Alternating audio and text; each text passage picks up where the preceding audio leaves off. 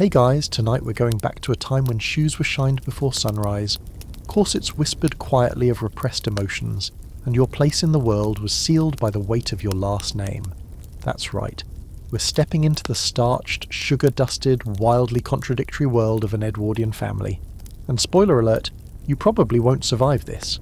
Not unless you enjoy lukewarm mutton, parlor games, and being silently judged over your breakfast toast.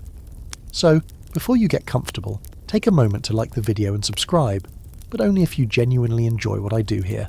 Seriously, don't force it.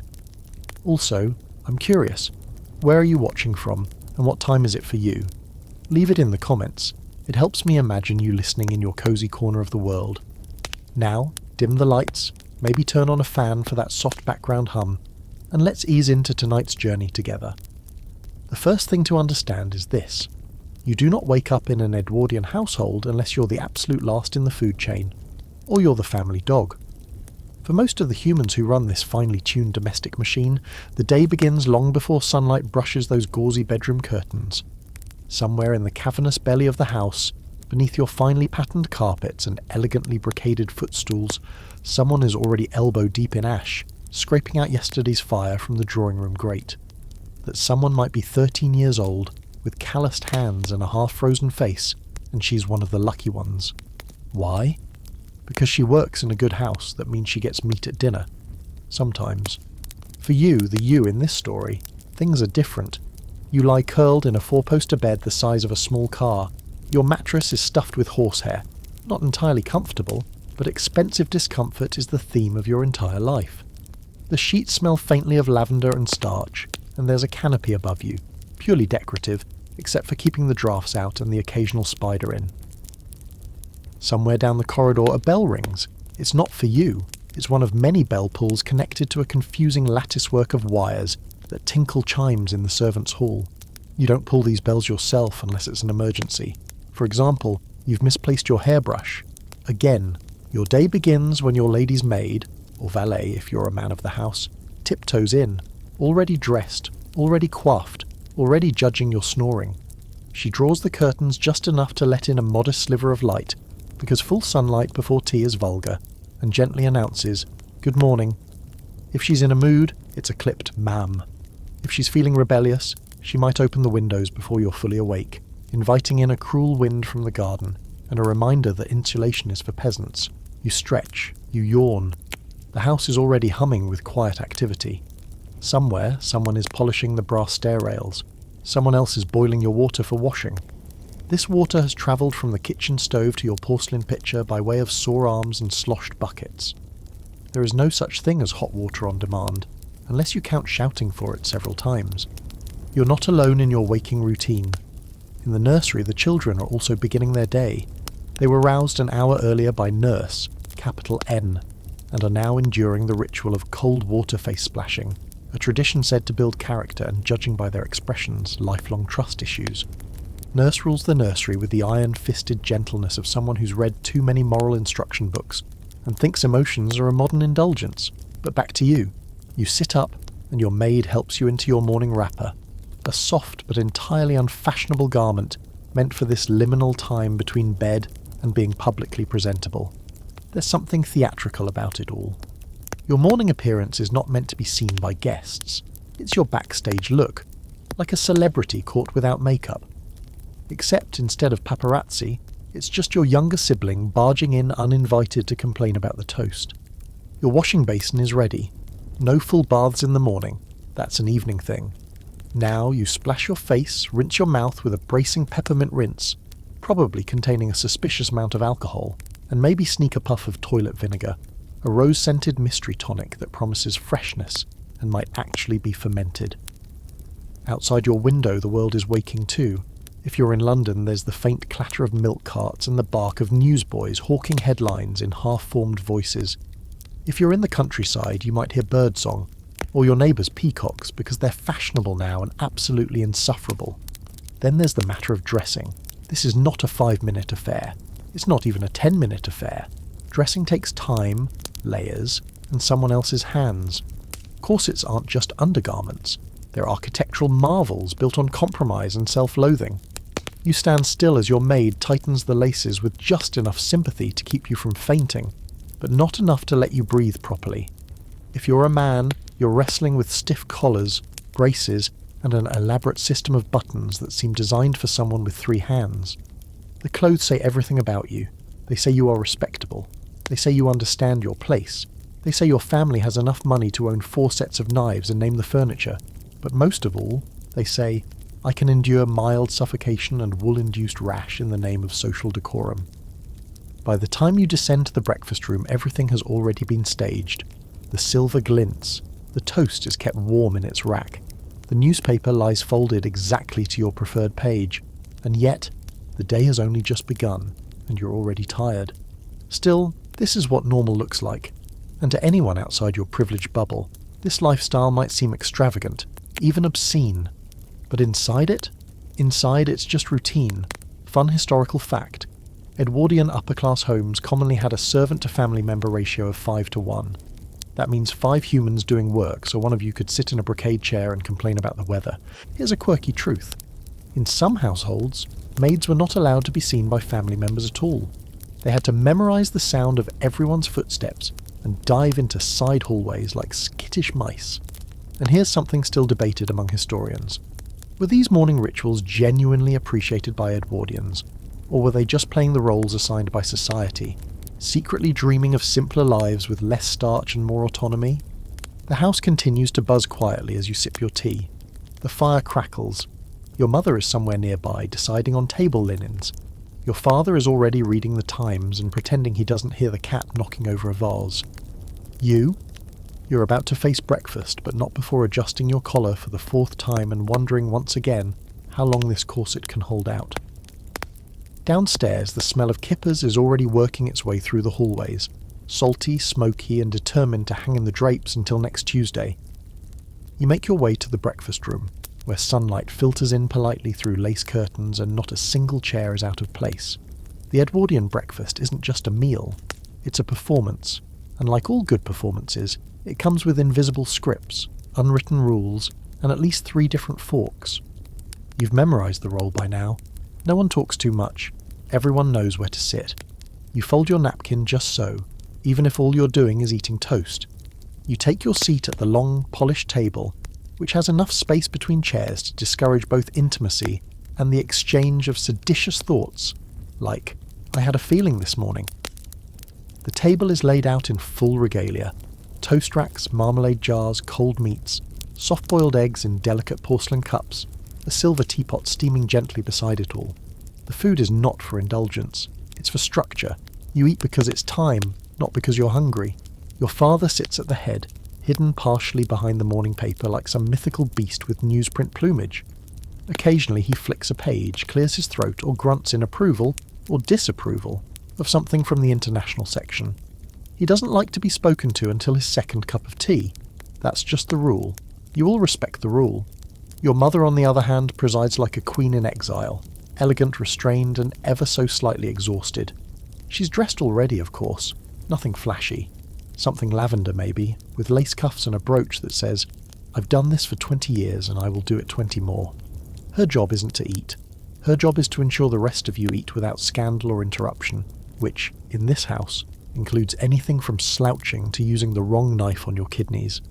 Not your kidneys, the cold breakfast meat version. You glance to your left. There's your older brother, James. His collar's too high, his hair's too perfect, and he's already halfway through an egg he didn't even notice. James is always halfway through something. University, a novel he claims to be writing, the girl he's not supposed to be writing letters to. On your right, your younger sister Margaret is very carefully not looking at anyone. Her toast is cut into precise triangles, untouched. She hates breakfast, but knows better than to say it out loud. Besides, she has a calling card to deliver later, and doesn't want her hands to shake from hunger. No one says anything about the footman standing silently in the corner of the room, hands clasped behind his back, pretending he's part of the wallpaper. He's there to bring more tea, clear your dishes, and, in theory, vanish before anyone remembers he has a name. If he drops a spoon, he'll remember that moment for the rest of his life. You won't. Across the room, the grandfather clock strikes 8. The sound is deep and ceremonial, like a warning bell for the rest of the day. At this point, your father sets down the paper. This is the moment when small talk is allowed, timed precisely between bites and confined to a specific range of topics: weather, horses, the absurdity of continental politics. You might attempt a bold observation about the Kaiser's moustache. Your mother counters with a gentle reminder about your grammar. Your father nods in neutral approval. This is as close to connection as this table ever allows before 10 o'clock. Now for the food itself. A classic Edwardian breakfast is enough to fuel a coal miner, yet here you are, delicately navigating it in white lace and polished cufflinks. Eggs, kidneys, sausages, grilled tomatoes, kippers, and toast served upright in wire racks that do nothing to keep it warm but everything to keep it proper. If you're feeling daring, there's kedgeree, a leftover from British colonialism, reimagined as a respectable breakfast option. It's curried rice with flaked fish and a faint whiff of rebellion. You notice, with a sideways glance, that James has taken 2 sausages instead of 1. Your mother notices too. There's no comment, just the faintest twitch of an eyebrow and a mental note that will, inevitably, be weaponized in a future conversation. Breakfast might be silent, but it's never passive.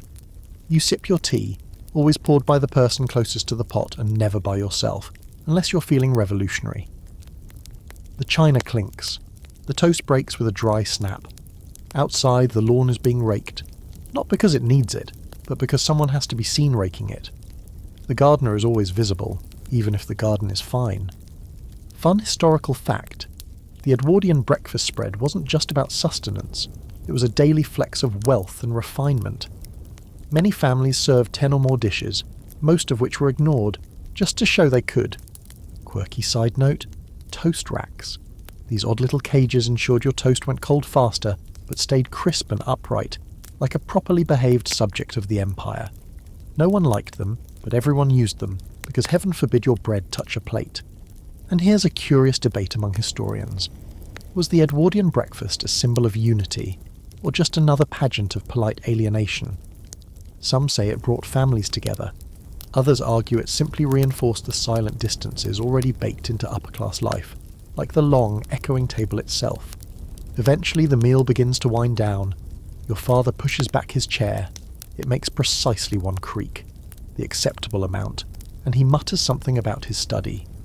Your mother dabs her lips with her napkin and checks the clock. There are flowers to arrange, letters to write, and a seating chart to update after that fiasco with Lady Weatherby's cousin last Thursday. You wait. Because in an Edwardian house you don't rise from the table until your mother does, and once she stands, everyone else does, like choreographed mannequins. The chairs whisper against the wood floors, the footman moves in to clear the dishes, and the clatter of cutlery begins again, but now behind closed doors.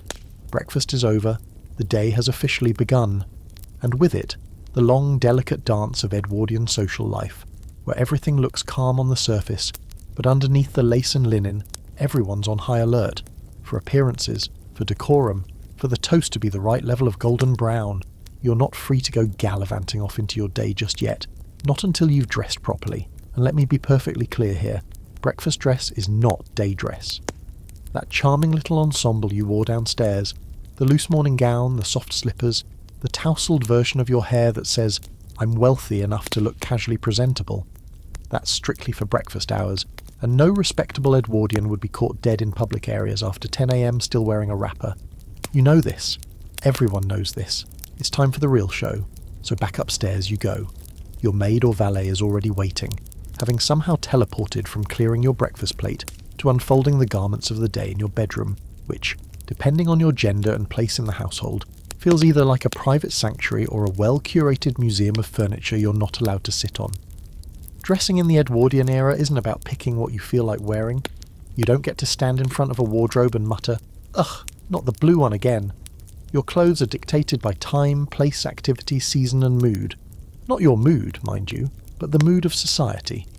The weather may say raincoat, but the social calendar says walking dress with matching gloves and hat. Guess which one wins? For ladies, the process begins with underwear that could realistically be classified as light armour. First comes the chemise and drawers, then the corset, laced tightly by your maid while you grip the bedpost and pretend not to see stars. The corset isn't just about a tiny waist, it's posture, presentation, and unfortunately digestion.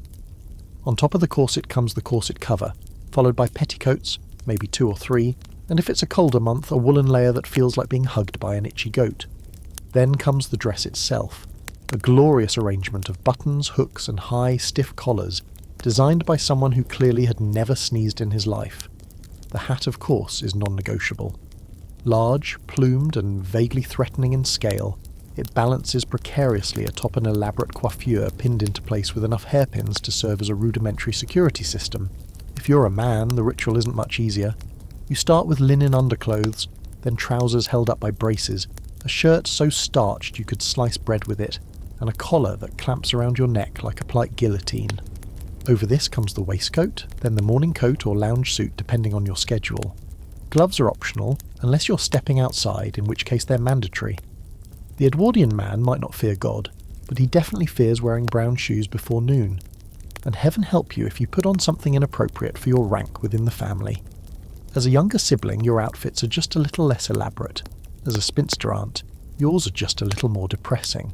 As a child, you're dressed like a small, frustrated adult, boys in sailor suits, girls in frilly white dresses that stain at the mere thought of raspberry jam. Once you're dressed, you don't sit down. Not really. Edwardian clothing isn't designed for lounging. It's designed for standing gracefully, walking with dignity, and sitting upright with a rod-straight spine that suggests you've never heard of scoliosis. If you're lucky, your shoes are broken in. If you're unlucky, they're brand new and whispering threats with every pinched step you take down the hallway. But let's talk corsets, shall we? Fun historical fact. Contrary to popular belief, not all Edwardian women were fainting left and right. While tight lacing did exist, most corsets were worn looser, and primarily for support and posture. That said, some women did go for the dramatic hourglass effect, squeezing their waists to unnatural proportions for fashion's sake, and the fleeting thrill of having a 19-inch circumference. Breathing was optional. Quirky side detail? Bust enhancers were a thing, called bust improvers or pneumatic pads. They were basically Edwardian push-up bras made from materials like wool, cotton, or sometimes inflatable rubber bladders. Yes, your great-great-grandmother may have had balloon boobs. You're welcome for that mental image. And what do historians still love to bicker about? Whether the entire Edwardian dressing routine was an act of oppression or a subtle form of female control. Some argue the strict sartorial codes trapped women in a passive ornamental role. Others point out that dressing well gave women power within their social class, a way to assert influence, status, and intelligence in a world that rarely let them speak freely. The corset debate is basically history's version of a never-ending Twitter thread. Back in your room, the final touches are being made. You're powdered just a touch, but not enough to look painted, which is code for like an actress, and we all know that's not meant as a compliment in Edwardian circles. Your boots are laced, your gloves are pulled on fingertip by fingertip, your brooch or cravat is adjusted to show just enough taste, but not enough to suggest you're trying too hard. You glance at yourself in the mirror, full length of course. If you're lucky, you think, passable. If not, there's no time to fix it now. It's already 10:15, and you're expected in the drawing room for the daily planning ritual, which is less a meeting and more a passive-aggressive contest of calendar manipulation. Downstairs again. The main hallway is full of light and the faint smell of furniture polish. Your footsteps echo a little on the tiles. Somewhere a maid is fluffing the cushions again, because heaven forbid anyone see a dent in the divan. You pass a grandfather clock that ticks with the patient smugness of a century of punctuality. You enter the drawing room just as your mother is inspecting a calling card with the intensity of a crime scene investigator. There's a moment of silence as she looks up. Then, with that inscrutable expression mothers have perfected across the ages, she gives you the once-over. Hair neat, hat coordinated, gloves buttoned, approval achieved. The day can now begin. There's something quietly theatrical about the way children exist in an Edwardian household. You're not just a small person with sticky fingers and questionable opinions, you're a junior cast member in a very long play, and your lines are mostly limited to, "Yes, Papa," "Thank you, nurse," and whatever hymn you're currently being forced to memorise. Whether you're 8 or 14, your place is clear. Be seen only when summoned, speak only when addressed, and under no circumstances interrupt a grown-up, especially not if they're discussing table arrangements or international tariffs. Your day as an Edwardian child begins long before anyone upstairs has finished adjusting their cravats. Nurse opens the nursery door just as the first hint of dawn ghosts across the frost-tinted windows. The room smells like porridge and camphor, and the air is always a few degrees colder than what could reasonably be considered comfortable. You wake beneath woolen blankets, already itchy from the seams of your nightshirt, and the first thing you hear is Nurse saying something like, "Up, up now, lazy hands breed idle minds." You don't love Nurse. No one loves Nurse. But you respect her the way one respects an ancient tree or a weathered monument. She's always there. She always knows when you're fibbing, and she has the power to withhold jam. She dresses you with practiced efficiency. There's no lingering affection, no cooing, no morning snuggles. She buttons your shirt at lightning speed and ties your shoes while scolding your posture. If you're a boy, it's into a miniature version of your father's wardrobe. Starched collar, dark trousers, and a belt that somehow always pinches in the wrong place. If you're a girl, it's petticoats, a pinafore, stockings, and a hair ribbon that will absolutely not survive until lunch. Breakfast for you is separate. Downstairs, the adults are picking over kidneys and marmalade. Up here in the nursery, it's boiled porridge and milk served lukewarm and lumpy. You eat it at a little table with your siblings, trying not to elbow anyone too hard, while Nurse reads aloud from the Pilgrim's Progress, or lectures you on how children in China are starving, though you're not entirely sure where China is, only that it's very far away and filled with children who apparently make fewer complaints about porridge. Then come lessons. If you're too young for boarding school, your education happens at home, courtesy of a governess or tutor who lives in the attic and pretends she once had dreams. The schoolroom is chilly, the chairs are hard, and the inkwells always seem to be empty. You recite Latin verbs while your sister practices handwriting on ruled paper, so strict it could double as prison bars. Geography is taught with stiff maps mounted on wooden rollers, and history is mostly a long list of kings who either died in battle or of something suspicious involving brandy. The mood is rarely fun. No one smiles during lessons unless someone makes a grammatical error amusing enough to warrant a tiny snort. But there's structure here, an orderly rhythm to your mornings that feels secure if not particularly joyous.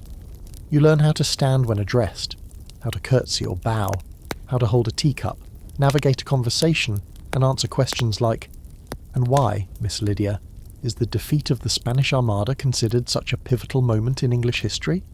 without bursting into tears. If you're older, say 10 or above, you might be preparing to leave.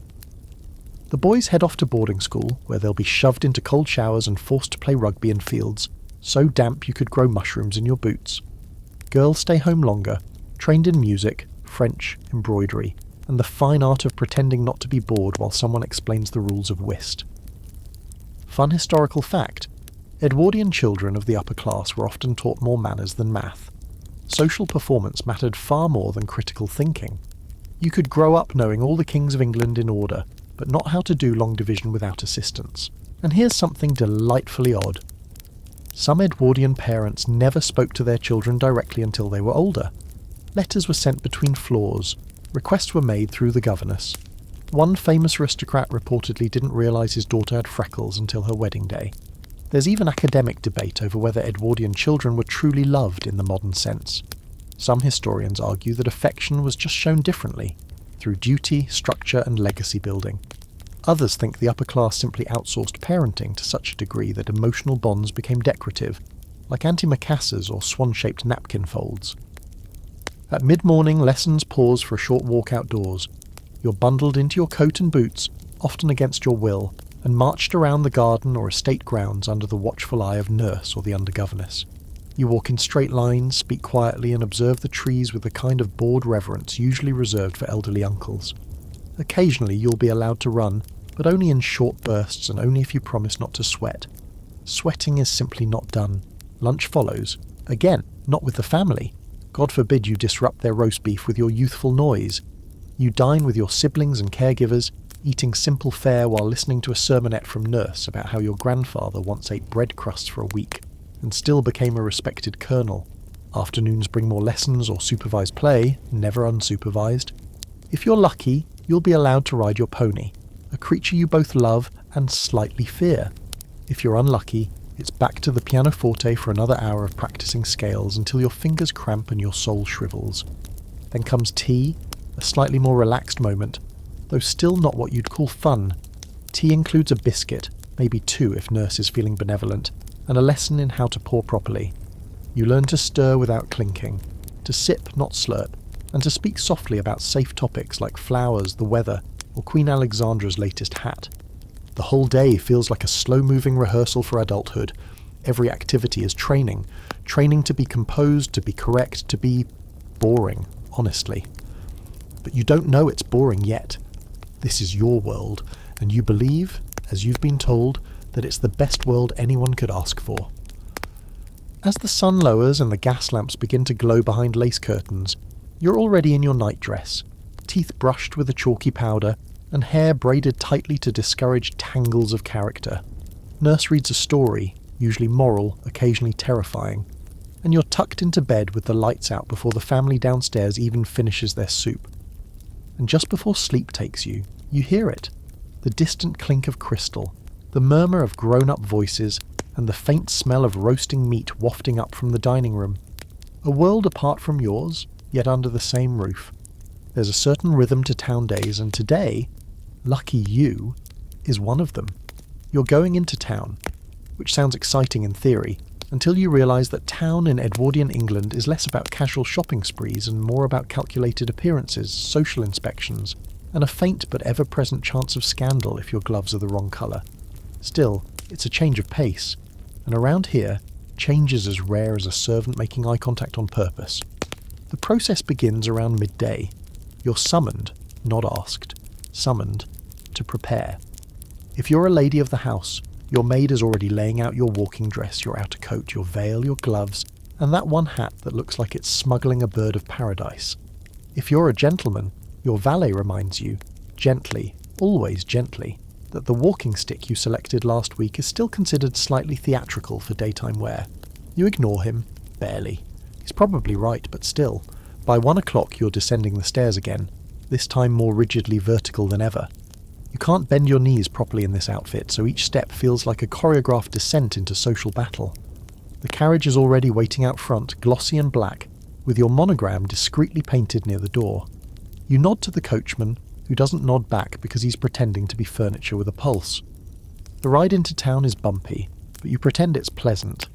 Outside you pass through manicured hedgerows, then into rows of stone townhouses, their windows all blinking identically like a neighbourhood that's learned not to show too much personality. You see other carriages. You recognise some. That's Lady Pennington's landau. And yes, there's Lord Elwood, pretending not to see you as he stares dramatically into the middle distance. He probably thinks it makes him look brooding. It doesn't. Town itself, whether it's London during the season, or a smaller provincial hub during the off-months, is a delicate waltz of expectations.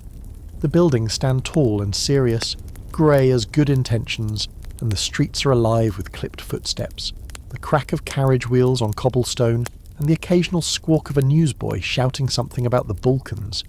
You alight from the carriage with the help of a footman who's mastered the art of invisibly catching elbows without causing a scene. You don't thank him. It's not rude. It's simply not done. Your first stop is probably a shop, not because you need anything, but because being seen shopping is the real point. The windows are immaculate, dressed like miniature theatres with elaborate displays of lace gloves, pearl hatpins, and ribbons in at least 11 shades of taupe. You enter and are immediately greeted by a shop girl with perfect posture and the dead-eyed look of someone who's been complimenting parasols for 6 straight hours. You nod politely, say nothing too personal, and allow yourself to be guided. The act of choosing is performative. You touch a bolt of fabric and pretend to consider it. You try on a hat but don't actually look at yourself in the mirror because the real mirror is society's gaze. You buy something small, perhaps a handkerchief, perhaps a calling card case, because to leave empty-handed would suggest indecision, or worse, poverty. Then it's on to the post office or the bookshop or the stationer's, where you purchase note cards for the 27 thank you letters you still haven't written from last week's luncheon. God forbid you be thought ungrateful. Every shopkeeper greets you with deference. Every assistant smiles just the right amount, not too friendly, not too cold. It's like living inside a Jane Austen novel, if Jane had a darker sense of humour and a strong interest in silent power plays. But town isn't just for errands, it's for observing and being observed. As you walk along the pavement, careful to keep your gloves clean and your hat tilted just so, you see others doing the same. No one really walks in a hurry. You stroll, you nod. You might stop to speak to someone you recognise, but Even that is a negotiation. Is this person above you, equal to you, or slightly below? Do you have the energy to be charming? Will they mention your mother's floral disaster at last week's charity garden party? Fun historical fact: Edwardian society revolved around visibility. The term "the season" in London referred not to a stretch of time with nice weather, but to the stretch of time where families moved into their townhouses and actively participated in the social pageant.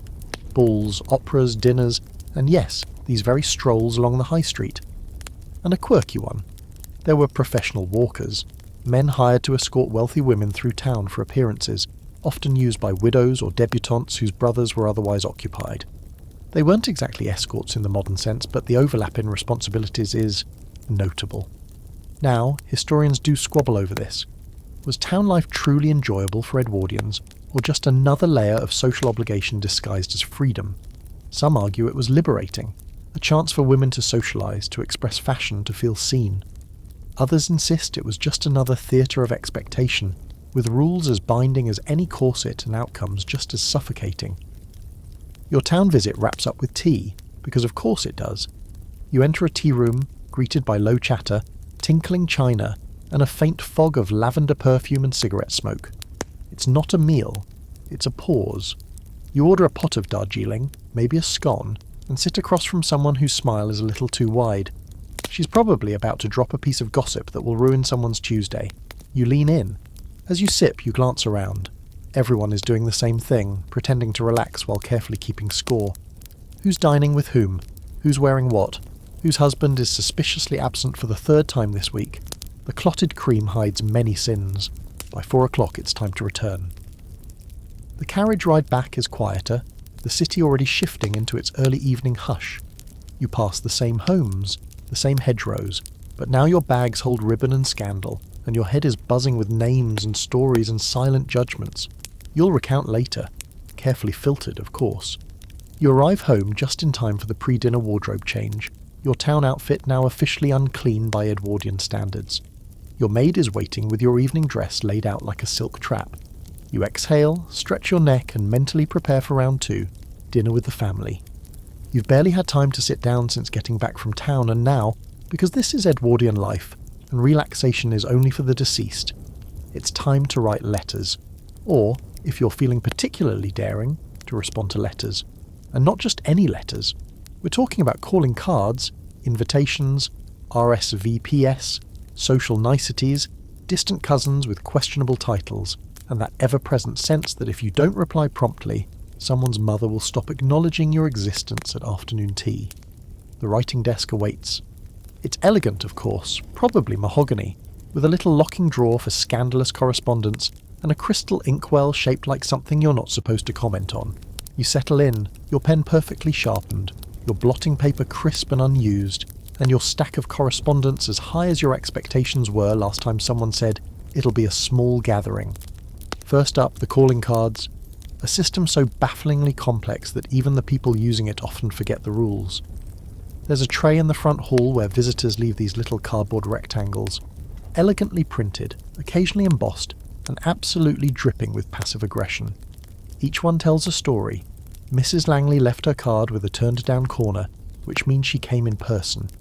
Lady Burrows sent her card in an envelope, so formal it's basically a social cold shoulder. And then there's the card from Miss Atherton, left with no accompanying note, which either means she wants to visit or she's declaring war. It's unclear. Now you must respond. Do you leave a card in return? Schedule a visit? Send a note? Ignore her entirely and let her stew in her own social miscalculation? The possibilities are endless. The etiquette books say one thing, your mother says another, and your gut instinct says, throw them all in the fire and move to Venice. But alas, you dip your pen and begin the first note. Dear Miss Atherton, it was a pleasure to receive your card this week. Handwriting matters. Yours should be elegant but not showy, clear but not masculine, if you're a woman, legible but not lazy. Flourishes are permitted, but no loops so dramatic they look like a scandalous metaphor. You switch between writing paper for close friends, linen, faintly scented with violet, and plain stock for acquaintances. For those you tolerate, you use the cheap cards with your family crest embossed at the top because nothing says distant obligation, like overpriced stationery and minimal ink. It's not just friends and frenemies, though. There are invitations to respond to, too. Dances, luncheons, musicales, dinner parties, charity bazaars, each one with its own RSVP deadline, dress code and underlying motive. Saying yes is easy, if boring. Saying no requires finesse. A refusal must express regret, enthusiasm, and absolutely no actual reason. Unless that reason is an unavoidable prior engagement, which can mean anything from "my sister is ill" to "I just really don't want to listen to your brother play the cello again." Fun historical fact. The calling card system was so codified that people carried little books explaining the correct way to fold, deliver and display them. There were actual diagrams. A turned corner meant one thing, a card in an envelope meant another. It's like a social Morse code for the extremely repressed. Here's a quirky one. Some people faked receiving cards to boost their own social standing. They'd sprinkle a few well-known names in their front hall tray, hoping visitors would gasp and think, "My word, she's connected to Lady Spindleworth."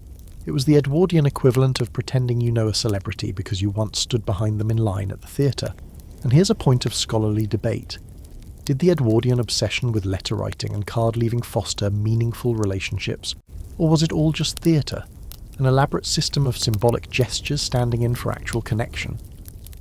Some say it allowed women especially to cultivate influence and relationships in a world that barred them from most official roles. Others argue it was a gilded cage, one with rose-scented paper and endless wrist cramps. Once your stack of responses is done, and your blotting paper looks like it's been through a small emotional crisis, you tie the letters with a ribbon and set them aside for the footman to deliver later. Or, if you're feeling especially efficient, or guilty about the 3 you forgot last week, you may take them to the post yourself during tomorrow's walk. But for now, the writing is done. You stretch your fingers. Writing with a dip pen requires concentration, grace, and a complete lack of arthritis. It also leaves little ink smudges on your wrist that you pretend not to notice. Your eyes flick toward the mantel clock. It's getting late in the afternoon, almost time for visiting hours. Yes, those are a thing. In the Edwardian world, there are certain windows of the day when it's acceptable, expected even, to go calling on friends, acquaintances, and people you can't quite remember why you know. Visits are short, usually no more than 15 minutes unless explicitly extended, and even then, only by someone with enough social clout to offer you a second cup of tea. You check your appointment book, which looks like it belongs to a mid-level diplomat. There's a penciled note about calling on the Fenwicks. You sigh. Mrs. Fenwick is exhausting. Her drawing room smells of overripe lilies, and she always tries to sell you raffle tickets for causes you suspect aren't entirely real. Still, she left a card last week, and to ignore it now would be war. Not dramatic, cannonball war, more like being left off the invitation list for next season war, which is worse, frankly. So back you go, to your hat stand, to your gloves, to the soft rustle of taffeta as you prepare for another round of performative charm. This time it's just a short walk to their townhouse, which you time carefully to arrive neither too early, desperate, nor too late, disrespectful. You knock, wait, and are shown into a room with fragile furniture, underwhelming biscuits, and enough gossip to fuel 3 weeks of speculation. The visit is polite. You discuss the weather, the price of imported tea, someone's cousin's engagement. You laugh, softly, never showing teeth. You mention the hat you saw in town and how you might attend Lady Chilcomb's musical if your calendar allows. You do not bring up your brother's suspicious absences or your father's sudden interest in telegrams from abroad. This isn't that kind of conversation. After exactly 12.5 minutes you begin to rise. The hostess gives you a look, subtle, but affirmative. Time to go. You smile, thank her, promise to return the visit. Then you're out the door, gloves slightly warm, shoes slightly pinched, mind slightly buzzing with a fresh list of people to judge. By the time you return home, it's nearly time for the evening bell. A servant greets you silently. Another hands you a freshly pressed gown for dinner. You've got a half hour to refresh, regroup, and recalibrate your facial expressions. And possibly, if no one's looking, sigh dramatically into your lavender-scented pillow and wonder if any of these letters, cards, or calls actually matter. They do, but only in the way chess matters. It's all strategy, posturing, and the constant hope that you won't be taken off the board. If you're a child in this Edwardian household, you don't have a mother. Well, you do, technically, but her role in your day-to-day life is more symbolic than functional.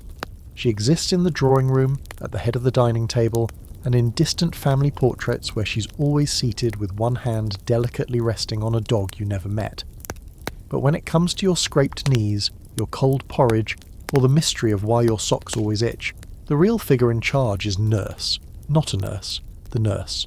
A title, a presence, and an institution all in one. She doesn't wear a uniform, but she might as well. Her dresses are sturdy, her shoes practical, and her tone unforgiving. She's not technically a servant, oh no, but she's not quite family either. She floats somewhere in between, like a marble statue with arms and very strong opinions about posture.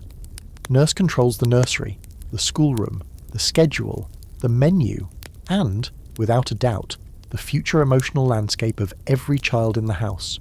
She's been here since before you were born, and she'll probably be here after you're married, with only her hairstyle and moral outrage evolving over time. Mornings begin with her voice, not loud, but firm, a time to rise delivered with such confidence it might as well be divine command. You groan, she ignores it. She's already pulled back the heavy curtains and opened a window, letting in the fresh, cold air of a country morning, which she insists will make you stronger. You're fairly certain it's just making your toes numb. Bathing is overseen by nurse with a military precision that borders on fanatical. If you dawdle, you get a cold splash. If you speak, you get a lecture. Soap must be used thoroughly, but not wastefully. Towels are rough, but that's good. It builds resilience. Hair is brushed, not gently, and your scalp learns quickly that complaining only leads to more brushing. She dresses you herself with a kind of efficiency usually reserved for livestock at market. Buttons, bows, ties, clasps, each secured with minimal fuss and maximum control. If your shirt's askew or your collar droops, she doesn't need to say anything. Her eyebrows handle the entire reprimand. Meals are another battlefield. You sit at a small table, surrounded by siblings and occasionally a cousin or two, while nurse watches from her throne-like chair. She eats separately, later, but oversees the meal with the detachment of a prison warden watching inmates eat mush. Porridge must be finished, crumbs must be wiped, elbows must remain glued to your sides at all times.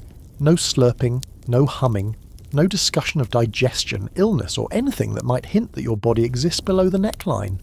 Fun historical fact: the Edwardian nursery was usually located on the top floor of the house, as far from the main living areas as possible. This wasn't just for convenience. It was a calculated choice to keep children and their noise completely out of the adult sphere until they were old enough to be presentable. Here's a quirky one. Many upper-class Edwardian children weren't allowed downstairs at all unless it was a holiday, a birthday, or a guest specifically requested their appearance. The rest of the time, their social life consisted of nurse, the governess, and maybe a particularly charismatic rocking horse. And as for scholarly debate, historians remain split on the role of Edwardian nannies and nurses. Some argue they were nurturing, maternal figures who provided the emotional stability missing from aristocratic families.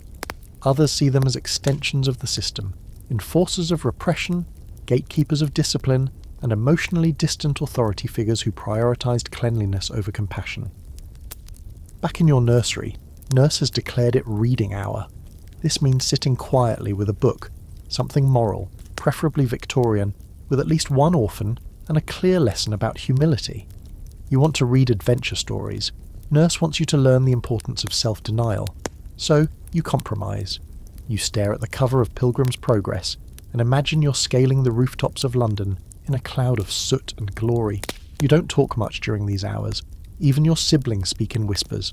The nursery is sacred space. Even toys are regimented. Dolls must be kept in boxes. Soldiers must not be left lying dead on the carpet overnight. And woe betide the child who leaves a wooden block under nurse's favourite chair. Afternoons bring lessons with the governess, a slightly more forgiving soul who exists in a perpetual state of second-hand disappointment. She once had dreams, university maybe, or travel. But now she teaches arithmetic to half-interested children and plays pianoforte to an audience of yawning teddy bears. She's firm but tired. You like her in the way you might like a distant aunt who occasionally slips you an extra biscuit when nurse isn't watching. Then there's the walk. The daily constitutional, as nurse calls it, as though your tiny legs are fragile organs in need of regular tuning. Rain or shine, out you go. Down the gravel path, around the rose garden, through the orchard, and back again. You march in pairs, never running, never shouting, and always under the silent threat of nurse's omnipresent gaze. It's said she once stopped a 6-year-old mid-sneeze just by clearing her throat. Tea is served in the nursery, not the real tea of course, but a watered-down version with soft bread and occasionally a biscuit. The tea is milk-heavy, lukewarm, and tastes faintly of surrender. You eat quietly, you sit up straight, you thank nurse who nods just enough to confirm she heard you, but not enough to suggest she's pleased. Bedtime comes early. Long before the rest of the house even begins to dress for dinner, you're in your night clothes, hair braided, face scrubbed red, and tucked under heavy blankets. Nurse reads a story, always the same one. You've heard it so many times that the words are seared into your dreams. Still you listen, because it's the one moment of warmth you get. The only time nurse's voice softens enough to sound almost kind. She turns out the lamp. The gaslight flickers and vanishes. You stare at the ceiling, listening to the muffled sounds of music and laughter from downstairs. You imagine the dining room, the silver cutlery, the velvet chairs, the grown-up conversations you're not yet allowed to hear. For now your world is upstairs, tidy, controlled, and ruled absolutely by the woman who makes sure your stockings are pulled up, and your soul remains properly buttoned. Tomorrow it starts again. You probably haven't thought much about the lives of the servants, the ones who pass silently behind your chair, who clear your toast crumbs before you've noticed they fell, who materialise with fresh water and vanish like shadows by the time you blink. But downstairs, below the marble floors and damask wallpaper, there exists a parallel universe, one that doesn't run on gaslight and brandy but on elbow grease, blisters, and a precise understanding of how to exist without being noticed. If you're a servant in an Edwardian house, your day starts not at sunrise, but before it. Long before the lady of the house yawns into a lace-trimmed pillow, the scullery maid is up to her elbows in cold water, scrubbing yesterday's grease off pans the size of battle shields. She's the lowest in rank, which means she gets the worst jobs. You can tell how important someone is by how clean their hands are at breakfast, and hers are cracked and red and smell like beef fat and carbolic soap. A proper Edwardian household runs like a warship. There are rules, there are ranks, there's a strict hierarchy more rigid than the British Army. At the top of the domestic ladder is the butler, with his keys and quiet authority. He knows everything, who's sneaking in late, who's fighting with their cousin over inheritance, who cried in the conservatory after being snubbed at dinner. Below him, the housekeeper, a formidable woman with a ledger and a death glare that can curdle milk. Then come the footmen, parlour maids, kitchen staff, laundry maids, and the poor soul responsible for cleaning chamber pots. Their world revolves around the bells. In every room upstairs there's a little velvet-tipped bell pull, usually ignored by the family until something vital has been forgotten, like a misplaced glove or the wrong shade of ribbon for a bonnet. Each tug of the bell sends a chime to the servants' hall, where a labelled board lights up. Drawing room, library, Miss Eliza's bedroom. The closest servant responds instantly. You never see them arrive. They appear, they curtsy or bow, they take your vague request, it's terribly draughty in here, and make it happen, even if it means climbing onto the roof in the rain to shut a stubborn window.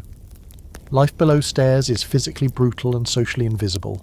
Servants eat in shifts, sleep in narrow iron beds, and are expected to know everything about you while remaining, essentially, unknowable. They enter through back doors, use separate staircases, and speak in hushed tones so they don't disturb the atmosphere. You think your home is quiet because it's well ordered. It's actually quiet because a dozen people are tiptoeing constantly to maintain the illusion. Fun historical fact: some grand homes had servant tunnels, underground passageways connecting outbuildings to the main house, so staff could move unseen, like Victorian mole people. It was all part of the architectural obsession with separation, between classes, between tasks, between the seen and unseen. Quirky reality: servants often had to memorise the footsteps of their employers to avoid ever bumping into them. Some families were so strict that if a maid was caught on the main stairs at the same time as the master of the house, she was instantly dismissed. Yes, fired for existing in the wrong hallway at the wrong time.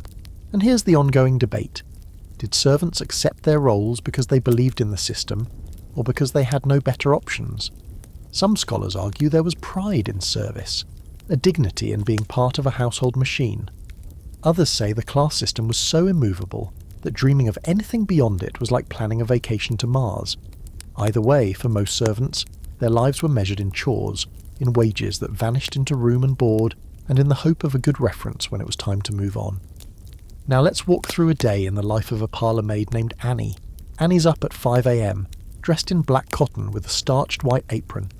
Her first job is to light the fireplaces, not just one, all of them. Drawing room, morning room, bedrooms. Each fire must be emptied of ash, relayed with kindling and coal, and coaxed into life with hands that already have small burns from yesterday's rush.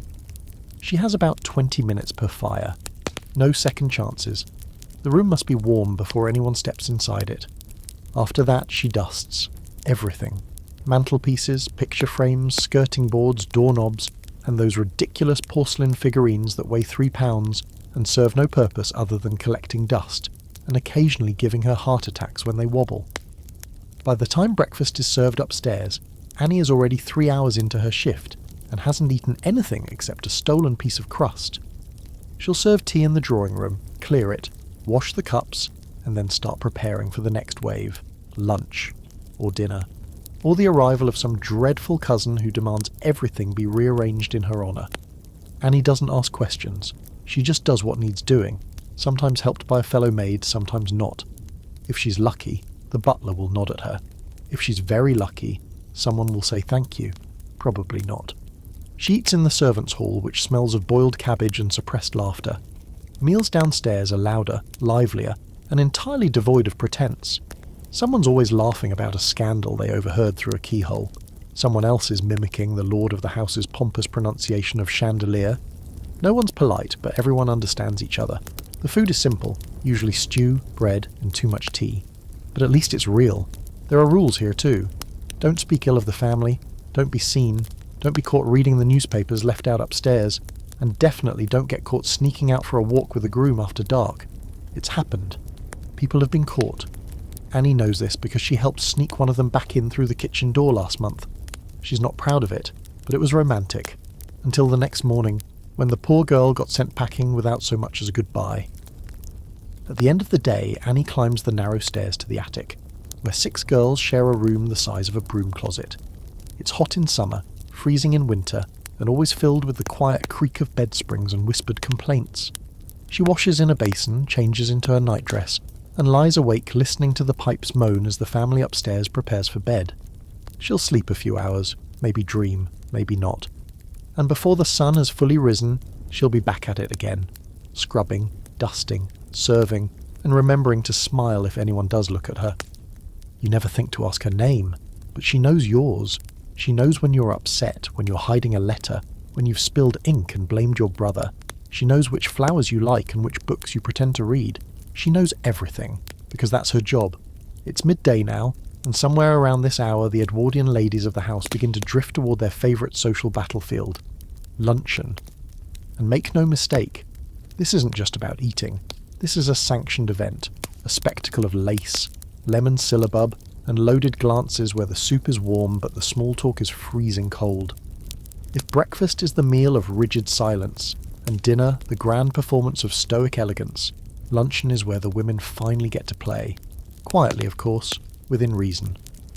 While keeping one's gloves unwrinkled and one's voice politely under decibel 4, you begin preparations long before the food is even mentioned.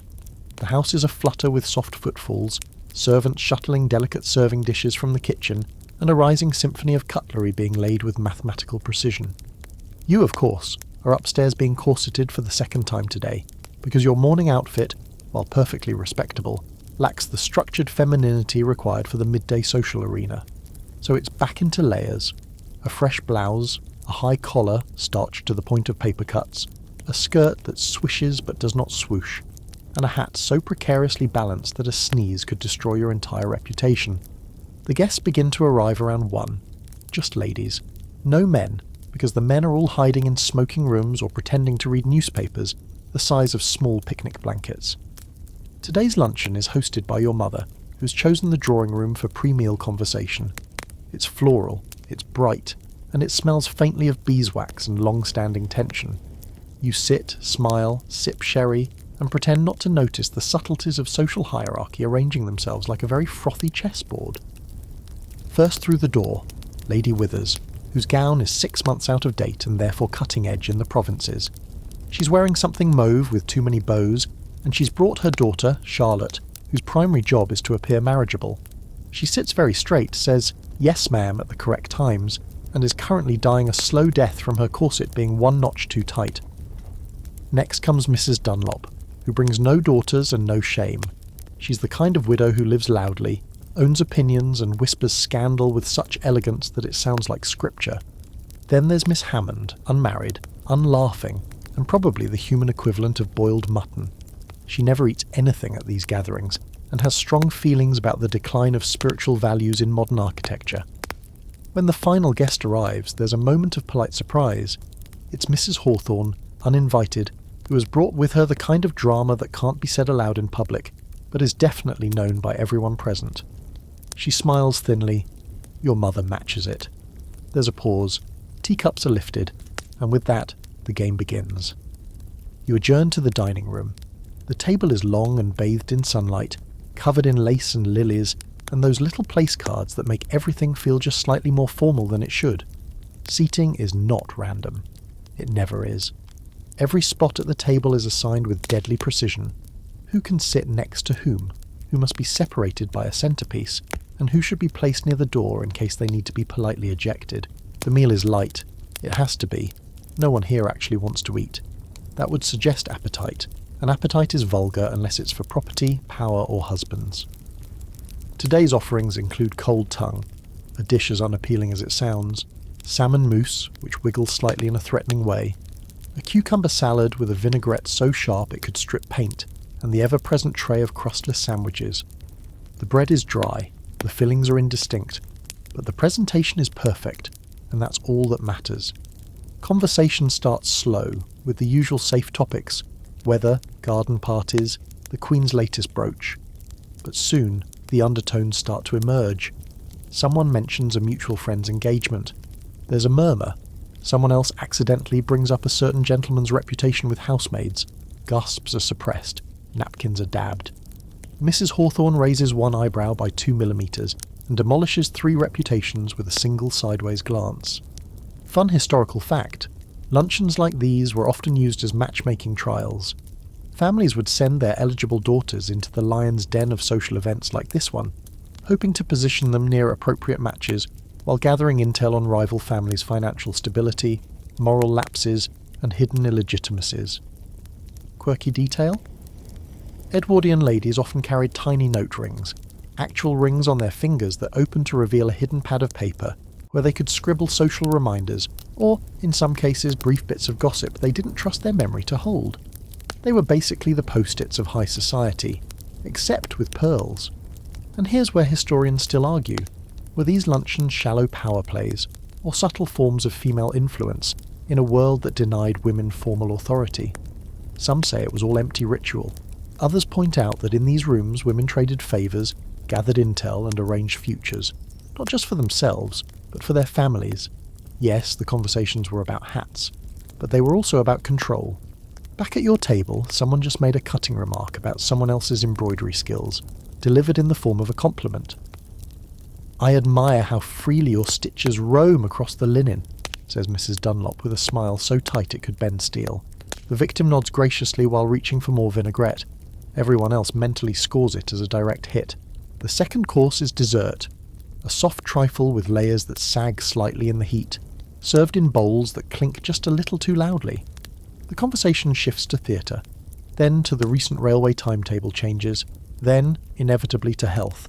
Someone's cousin is in decline. Someone else's husband has been advised to take the waters. Everyone nods, murmurs and sips. No one says syphilis, but it's definitely in the room. Eventually the meal ends. The ladies retreat back to the drawing room for one final round of polite torture. Tea served in porcelain cups so delicate they feel like holding a snowflake with anxiety. The servants reappear, silently like summoned spirits, to gather plates and extinguish crumbs.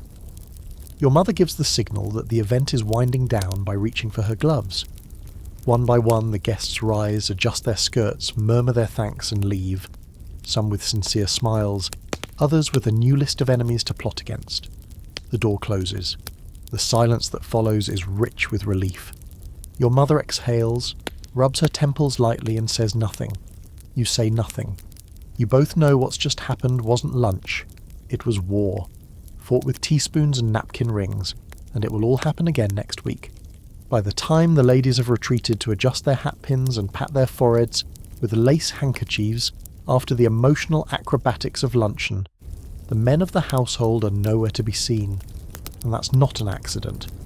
No, they've made a discreet and time-honoured exit, 1 foot out the door before the cucumber salad even hit the table, and headed for their sanctuary, the Gentleman's Club.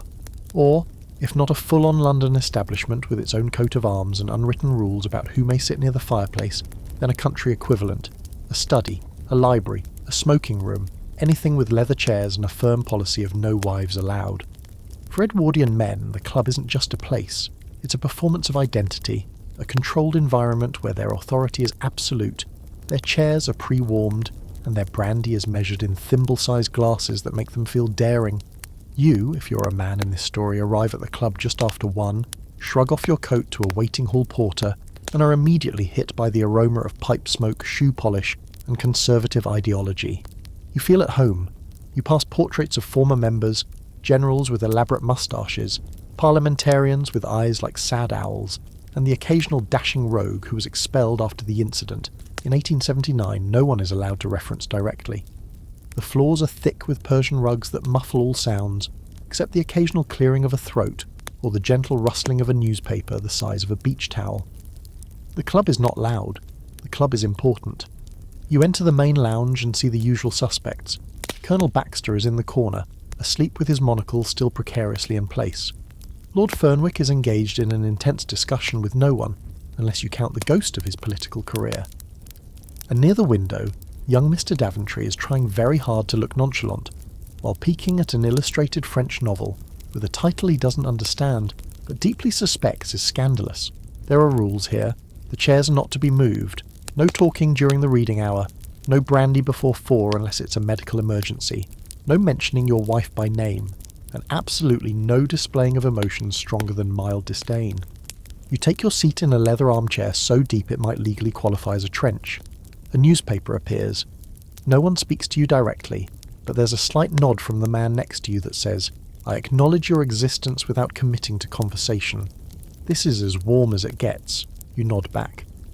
A servant, starched and silent, brings you tea or whiskey, depending on your level of stress and what kind of news the post has brought today. The letters are delivered by hand, on silver trays, and read with a sort of grim amusement. Someone's lost money. Someone else's niece is engaged to an Italian sculptor. Scandalous. You consider raising an eyebrow but decide against it. That would be a motive. Fun historical fact. The most prestigious clubs of Edwardian London, like White's, the Athenaeum, or the Reform Club, had rules that made Hogwarts look relaxed. Membership was by nomination and vote only, and blackballs, literal black marbles used to reject applicants, could end a man's social prospects permanently. Quirky little twist? Many of these clubs had their own secret menus, betting books, and unofficial codes of conduct. For example, at White's, the betting book included such bets as whether it would rain before 2 p.m, or whether a fellow member would marry that shocking actress before the year's end. It was like Facebook for men who still duelled occasionally. And here's the ongoing academic scrap. Were these clubs truly spaces of power, or just overstuffed sanctuaries for men terrified of modernity? Some scholars say they were the real engine rooms of Edwardian influence, where laws were conceived, deals were made, and governments were mocked over cigars. Others argue they were just echo chambers for men who feared women, change, and the rising price of port. Back at your club, the conversation finally begins to stir. Someone clears their throat.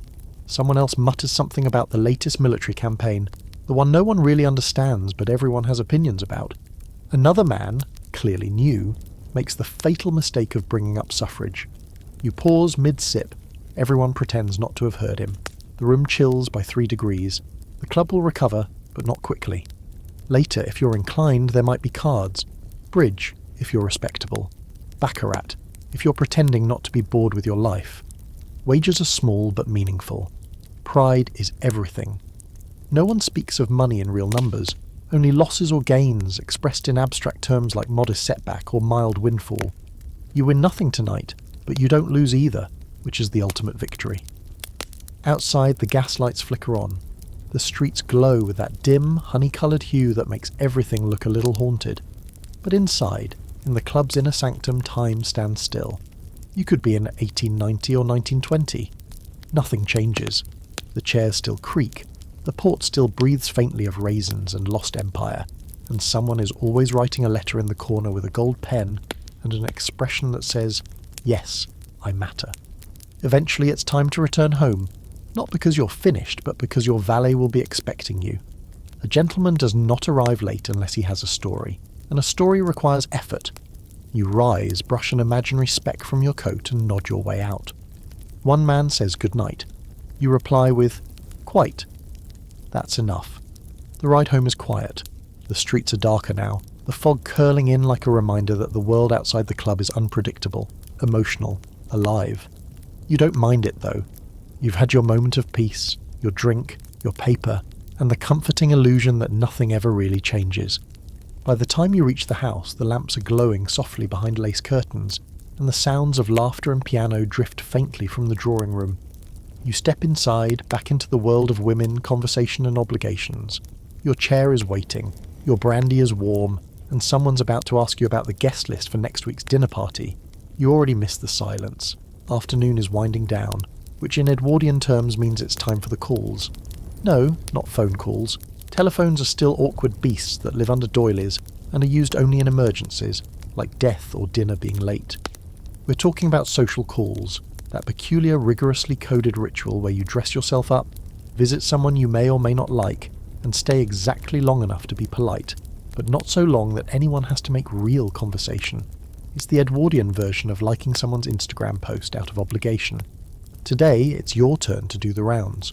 You've been reminded, repeatedly, that you owe at least 3 visits. To Lady March, who left her card with a fold on the upper left corner, which, in case you're wondering, means she came in person and expects a return visit. To Mrs. Cartwright, who is hosting something she calls a small musical, that will absolutely not be small, and to that very dull cousin who lives near the vicarage, and only ever wants to talk about seed catalogues and how much he paid for his roof tiles. You're not excited, still duty calls, so you dress again. Something simple but proper, with gloves and a hat that whispers graceful and not desperate. You select a calling card from the little stack embossed with your full name and address, because even though everyone knows who you are, etiquette demands this ritual be followed to the letter. The stack sits in a silver case, always ready, like a tiny army of polite self-promotions. You walk, never rush, to your first house. The footpath is tidy, and the hedges look like they've been scolded into submission. You ring the bell and wait, composing your facial expression into that perfect blend of warm but unavailable. The door opens, a butler, or sometimes just a maid, greets you with a blank look that says, "We do this every day. Please don't make this weird." If the lady of the house is home, you're escorted into the drawing room for a few minutes of conversation. If she's not, or pretending not to be, you leave your card on the silver tray in the hall and vanish before the breeze from the closing door has faded. It's understood. No one takes it personally. Everyone takes it extremely personally. You make it into Lady March's parlour today. She's wearing something with far too much fringe, seated beside a tea tray with an expression that suggests she was born bored and has remained so ever since. You exchange pleasantries. She asks after your mother. You ask about her dog.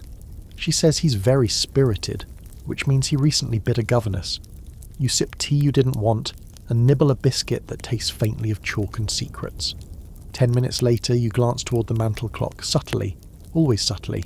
She sees it. She nods. The visit's over. Next, the Cartwrights. They're trying very hard to climb the social ladder, which means everything in their house is just a little too shiny, a little too scented, and absolutely terrified of being seen as common. Their drawing room is a shrine to overcompensation. Velvet everywhere, too many tassels, and a piano no one should touch without protective gloves. Mrs. Cartwright talks without breathing. She's organising a charity auction, a supper dance, and a flower show all in the same week. You nod, offer vague noises of support, and vow silently never to attend any of them. Then the cousin.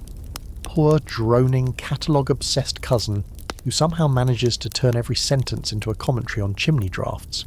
You leave your card and make a run for it before he notices you're there. And this is your life for the next hour or two. House after house, card after card, tea after terrible tea. It's exhausting in the quietest, most civically polite way possible. You don't lift anything heavier than a saucer, and yet your soul feels like it's been pressed through a mangle. Fun historical fact: the calling card system had strict time windows. You could only make calls between 3 and 5:30 p.m. Any earlier was vulgar. Any later meant you were likely catching someone in their dressing gown, which was a scandal waiting to happen. Here's a quirky one. Some Edwardians had entire drawers dedicated to calling cards they'd collected, organised by name, relationship and level of fondness. It was like a social Rolodex, except made of cardboard and passive aggression. And here's the debate among social historians. Did these calls foster real connection, or were they just emotional currency? Some argue it was a way for women especially to maintain influence in a world that denied them power elsewhere. Others insist it was just carefully measured tedium, a performance of social obligation dressed up as friendship. Back home, you finally peel off your gloves, which now feel like damp exoskeletons. Your hat is slightly askew, and your face aches from maintaining that gentle, ever so slightly interested expression. A footman offers you a note, another invitation, another card hand-delivered tied with a pale blue ribbon that practically screams, "You'd better show up." You retreat to your sitting room with the note, collapse onto a chair that's more decorative than comfortable, and exhale like someone who's just run a marathon in silence. But you're not done. There are now visits to return. The people who came to your house today while you were out, those cards are waiting for you on a silver tray in the hall. Each one is a prompt, a miniature to-do list disguised in cream-coloured cardstock. The handwriting is impeccable. The expectations are worse. You make a few notes in your appointment book. Tomorrow you'll do the whole circuit again, just with different doors, different tea, different over-perfumed dogs trying to climb into your lap. It's the same game, every day. But miss one visit, forget to return a card, stay too long at one house, and not long enough at another, and suddenly you're whispered about in someone else's drawing room. Social death doesn't come from scandal. It comes from lateness, bad biscuits, and folding the wrong corner of a card. Tea is at 5. If you're a child in the Edwardian household, this is the one part of the day that feels vaguely like a reward. Not joy exactly, that would be pushing it, but something resembling a pause in the endless parade of rules and stern looks. Children's tea happens in the nursery, far from the drawing rooms, far from the lace curtains and bone china, and very, very far from the real tea downstairs, where adults are busy discussing politics, scandal, and why Lady Braithwaite insists on wearing velvet in June. You're seated at a squat little table with slightly mismatched chairs and a linen cloth that someone once spilled ink on, and has been quietly flipping over ever since. Nurse presides, naturally, sitting upright in a rocking chair that does not rock. She's not eating. She never eats with you. She simply watches, with the same expression one might use while overseeing a mildly suspicious chemistry experiment. The food is simple: bread and butter, sometimes jam if the cook is in a good mood, occasionally a boiled egg. The tea itself is mostly milk, barely warmed, with just enough actual tea to tint it beige. You're allowed 1 biscuit. 2, if you've demonstrated exceptional posture or moral behaviour that day. Someone, usually your sister, tries to negotiate for a 3rd, citing vague hunger or the trauma of Latin verbs. Nurse reminds her that hunger builds character and that proper young ladies do not beg for ginger snaps. No one speaks loudly, no one slouches. This is tea, not a picnic. You're expected to hold your cup with 2 fingers, pinky in, but not too far out, because that would be affectation, which is worse than poor grammar. When you stir, the spoon must not touch the sides. Clinking is the sound of failure. After tea, there's usually a small activity, which sounds innocent but is in practice a trap for misbehaviour. On good days, it's drawing, though only acceptable subjects are permitted. Flowers, animals, the Queen. No monsters, no caricatures of your governess, and absolutely no drawings of your siblings falling off cliffs, no matter how skillfully rendered. On other days, it's conversation practice. You're paired with a sibling and made to simulate polite small talk, as if you were at a real adult event. It's as awkward as it sounds. Your brother forgets all the pre-approved topics and starts talking about dead frogs. Your sister tries to sound intelligent, but accidentally accuses the Prince of Wales of being a little dull. Nurse listens, stone-faced, and quietly writes something in her notebook that you suspect will come up during next week's parental review. But every once in a while, someone breaks the monotony. Today it's George, the 6-year-old terror in the sailor suit, who slips half a hard-boiled egg into his pocket and announces he's saving it for later, in case of emergency. When pressed on what kind of emergency he means, he replies simply, "Pirates." Nurse says nothing, but the muscle in her jaw twitches slightly. George is later discovered trying to store the egg inside the globe in the schoolroom. He loses biscuit privileges for a week. Fun historical fact. In Edwardian nurseries, meals like children's tea were scheduled with the precision of a railway timetable. Each minute had its purpose. Even leisure was regimented. The idea was to instill discipline, structure, and a lifelong fear of being late. Quirky reality. Some nurseries had entirely separate tableware, tin, enamel, or sturdier china that wouldn't shatter if thrown across the room in a fit of boredom. These items were often decorated with pastoral scenes or fairy tale imagery, which only made them more humiliating when you were 12 years old and still expected to eat your toast off a plate covered in dancing hedgehogs. And here's where scholars get fussy. Was the Edwardian nursery truly nurturing, or just a holding pen for future members of society? Some argue it offered stability, routine, and care in its own stiff-collared way. Others see it as emotionally barren, a place more concerned with manners than affection, where love was a bedtime story and affection was a well-buttered scone. After tea you're allowed a short spell of free play. The term is misleading. It doesn't mean chaos or fun. It means toys quietly in an approved area. There are dolls, of course, and toy soldiers, building blocks, a rocking horse that smells faintly of mildew, board games with names like Moral Mansion and Snakes and Virtues. Your older brother always cheats. You can't prove it, but you know, and he knows you know. A nurse definitely knows, but she's letting it play out because she thinks you both need moral fortification. Then comes story time. You settle into small armchairs or onto a scratchy rug. The fire is lit if it's winter. The lamps are turned down. Nurse reads in a clear, unwavering tone. It's never anything modern. Nothing with excitement or unpredictability. Tonight, it's little Lord Fauntleroy again, for the 6th time in a month. The moral lessons hang heavy in the air. You pretend to listen. Your mind drifts. You imagine Fauntleroy escaping into the woods and starting a pirate gang. He doesn't, of course. He learns to be obedient and kind, like a good boy, like you're supposed to be. Eventually the clock chimes. 7 o'clock. Time for bed. There's a ritual, of course. Brushing teeth with a hard bristle and gritty powder. Hair, if you're a girl, is braided so tight you can't blink. If you're a boy, you're reminded to stand up straight even in your nightshirt because posture doesn't sleep. You say your prayers. You're inspected for dirt. You're tucked in with frightening efficiency. Lights out. Downstairs, the real tea is still going on. The adults are eating Petits fours and gossiping about the neighbour's second cousin, who's been seen in suspicious company. Music is playing. Someone is singing badly. You hear laughter. Real, unrestrained laughter. Upstairs, you lie still in bed. The wallpaper is floral. The sheets are cool. The room smells faintly of lavender water and resignation. Tomorrow will be the same, but maybe, George will try to hide another egg. Meanwhile, down in the belly of the house, beyond the guests, beyond the children, beyond the slow swirl of perfumed gossip, there's another tea happening. It's not fancy, it's not themed, and it's absolutely not discussed upstairs.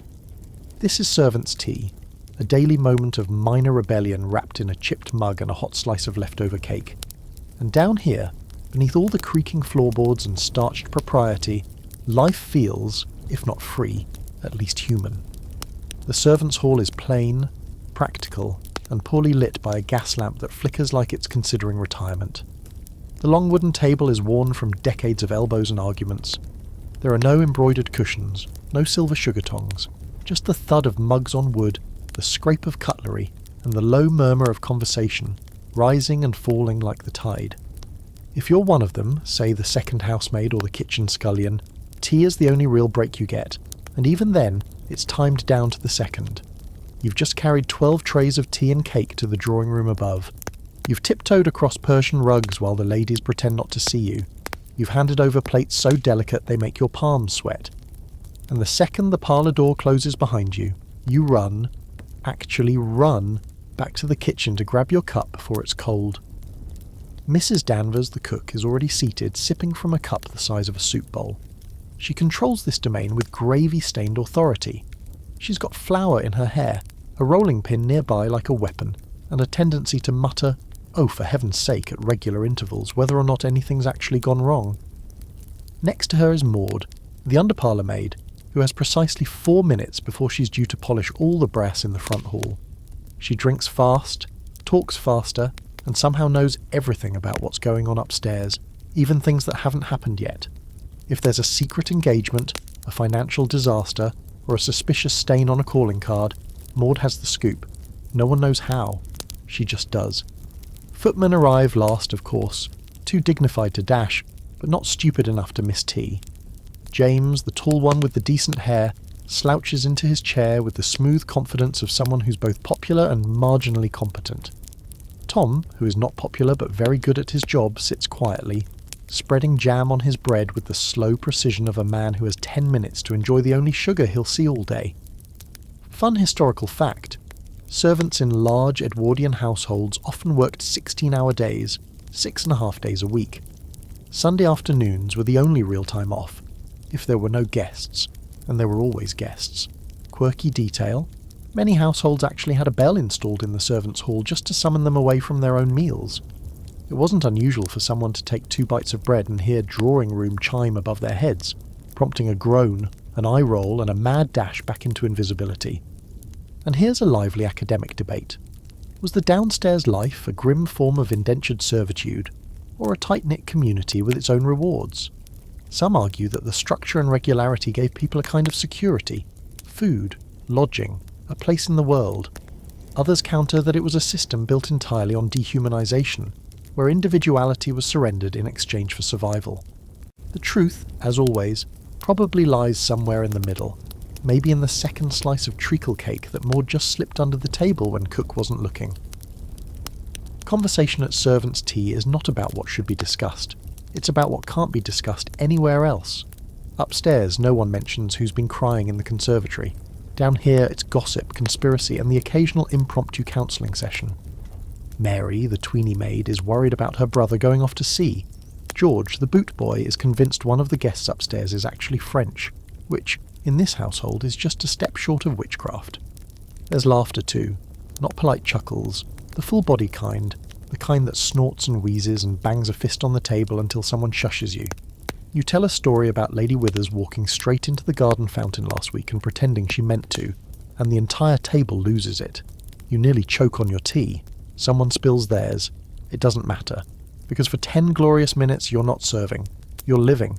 But then, the bell. The whole room goes still. It rings twice. Drawing room, then dining room. 2 different bells, 2 different expectations. Cook sighs and stands. Maud drains the rest of her tea like it's medicine.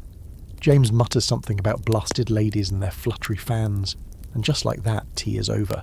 Plates are cleared, crumbs brushed away.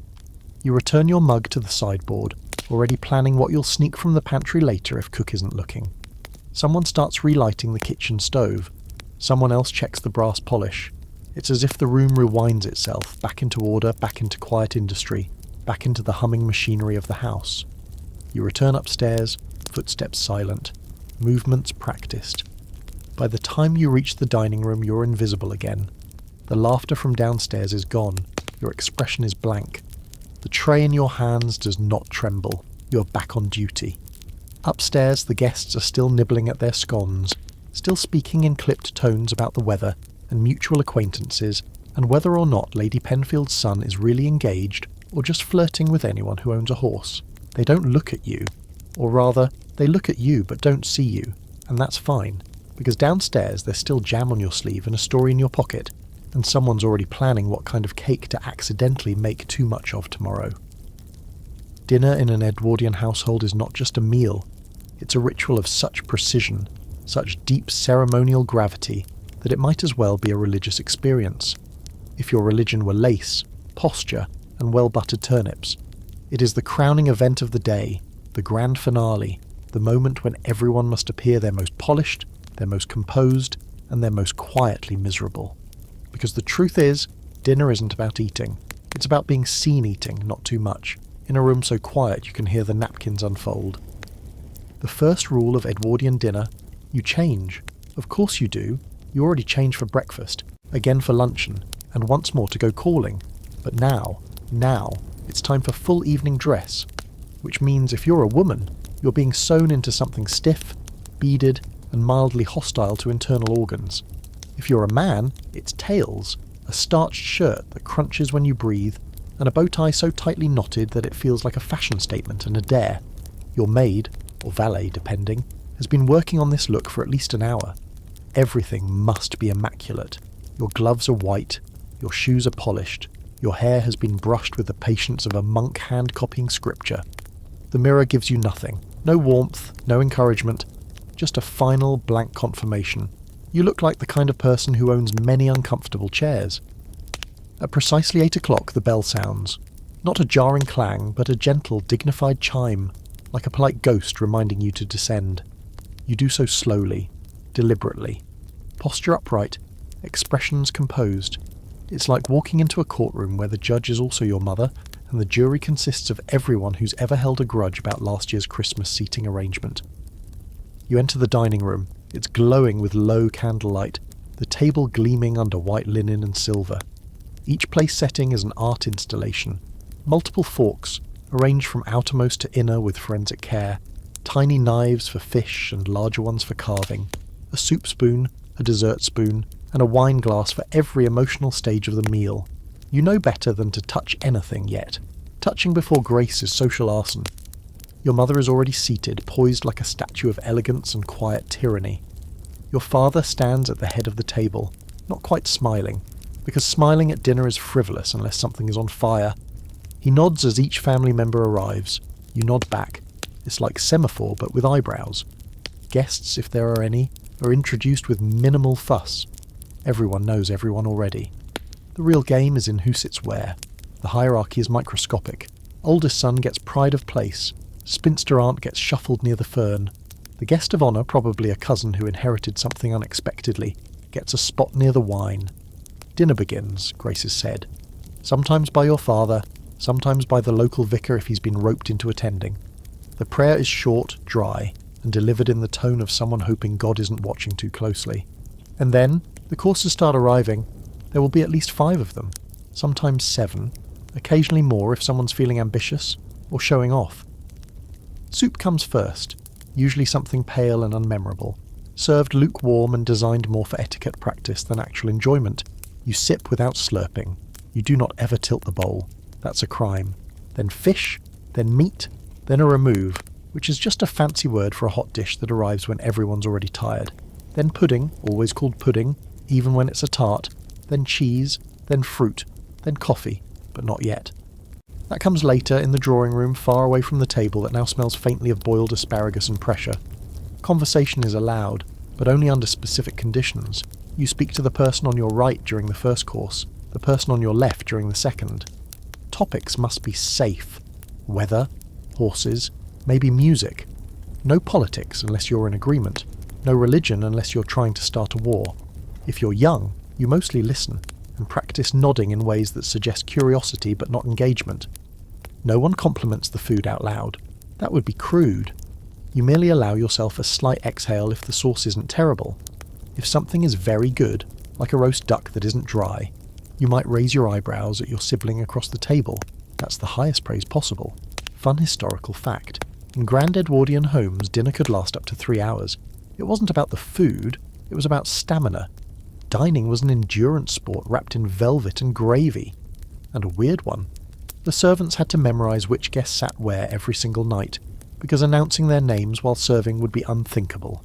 So if the butler handed Aunt Agatha's pheasant to Uncle Gerald, it was an offence punishable by a long cold stare, and possibly a week of washing all the crystal. Historians love to argue about this part of Edwardian life. Was dinner a form of cultural refinement, teaching civility and elegance?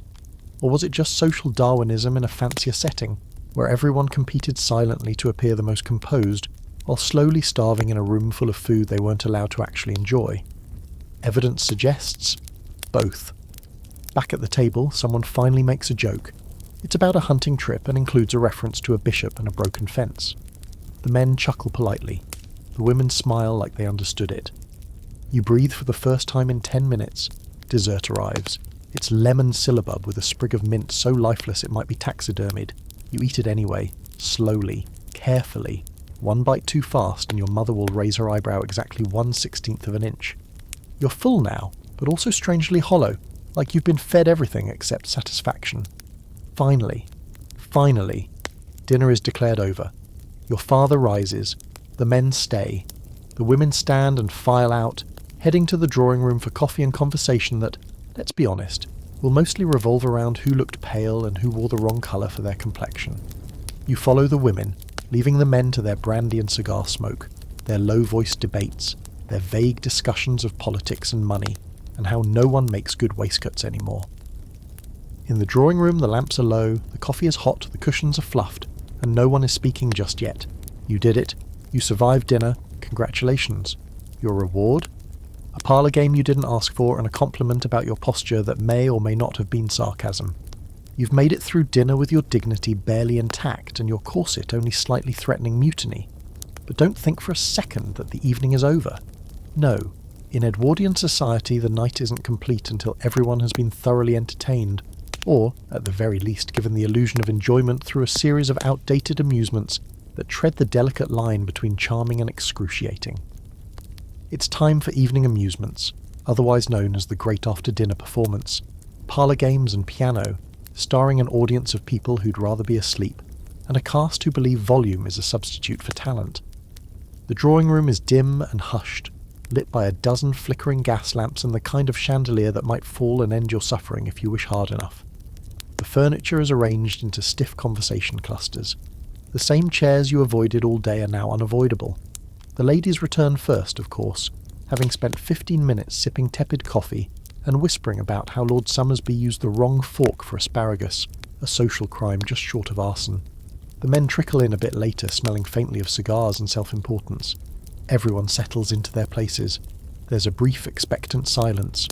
One of those polite pauses that feels like something should happen. Then it does. "Shall we have music?" someone suggests, as if this is a spontaneous thought and not the inevitable doom that descends nightly. There is always music. Someone always suggests it. No one is ever bold enough to say, what if instead we sat here quietly until death? Your cousin Julia is volunteered to play. She simpers modestly and insists she's not really prepared, even as she fluffs her skirts and glides to the piano bench like a seasoned performer. The room watches as she lifts her hands with the solemnity of someone summoning spirits. And then she begins. The piece is long and trembly. Something romantic, but not too romantic, because heaven forbid someone's collarbone starts to feel anything. It's filled with florid trills and dramatic pauses where Julia looks up, not at the sheet music, but at the room, silently checking if everyone's still awake. They are, barely. You sit stiffly, pretending to enjoy it. Everyone does. This is the ritual. Music first, genuine or not. You know the signs. Chin tilted, eyes closed, lips slightly parted in a fake expression of sublime appreciation. One woman actually whispers, "How divine," though she's clearly thinking about sponge cake. When Julia finally finishes, the applause is soft, subdued, and deeply relieved. There's a moment of awkward shuffling before someone else is pushed forward, this time for a recitation. Mr. Wexley, a bachelor with theatrical ambitions and a suspiciously dramatic walking stick, clears his throat and begins to declaim "The Charge of the Light Brigade with such gusto that the room vibrates with repressed discomfort. His voice cracks on the word cannon, but he presses on. You sit through it because you must, gripping your teacup like it might shatter and end this madness. Then come the parlour games, a staple of the Edwardian evening, invented by people who believed fun was something you earned through prolonged social agony. The host proposes charades, the game that turns mild-mannered adults into flailing lunatics, all while pretending it's highbrow because technically it involves literature. The room groans inwardly, but agrees, because refusal implies a lack of spirit, and no one wants that accusation following them to next Tuesday's garden party.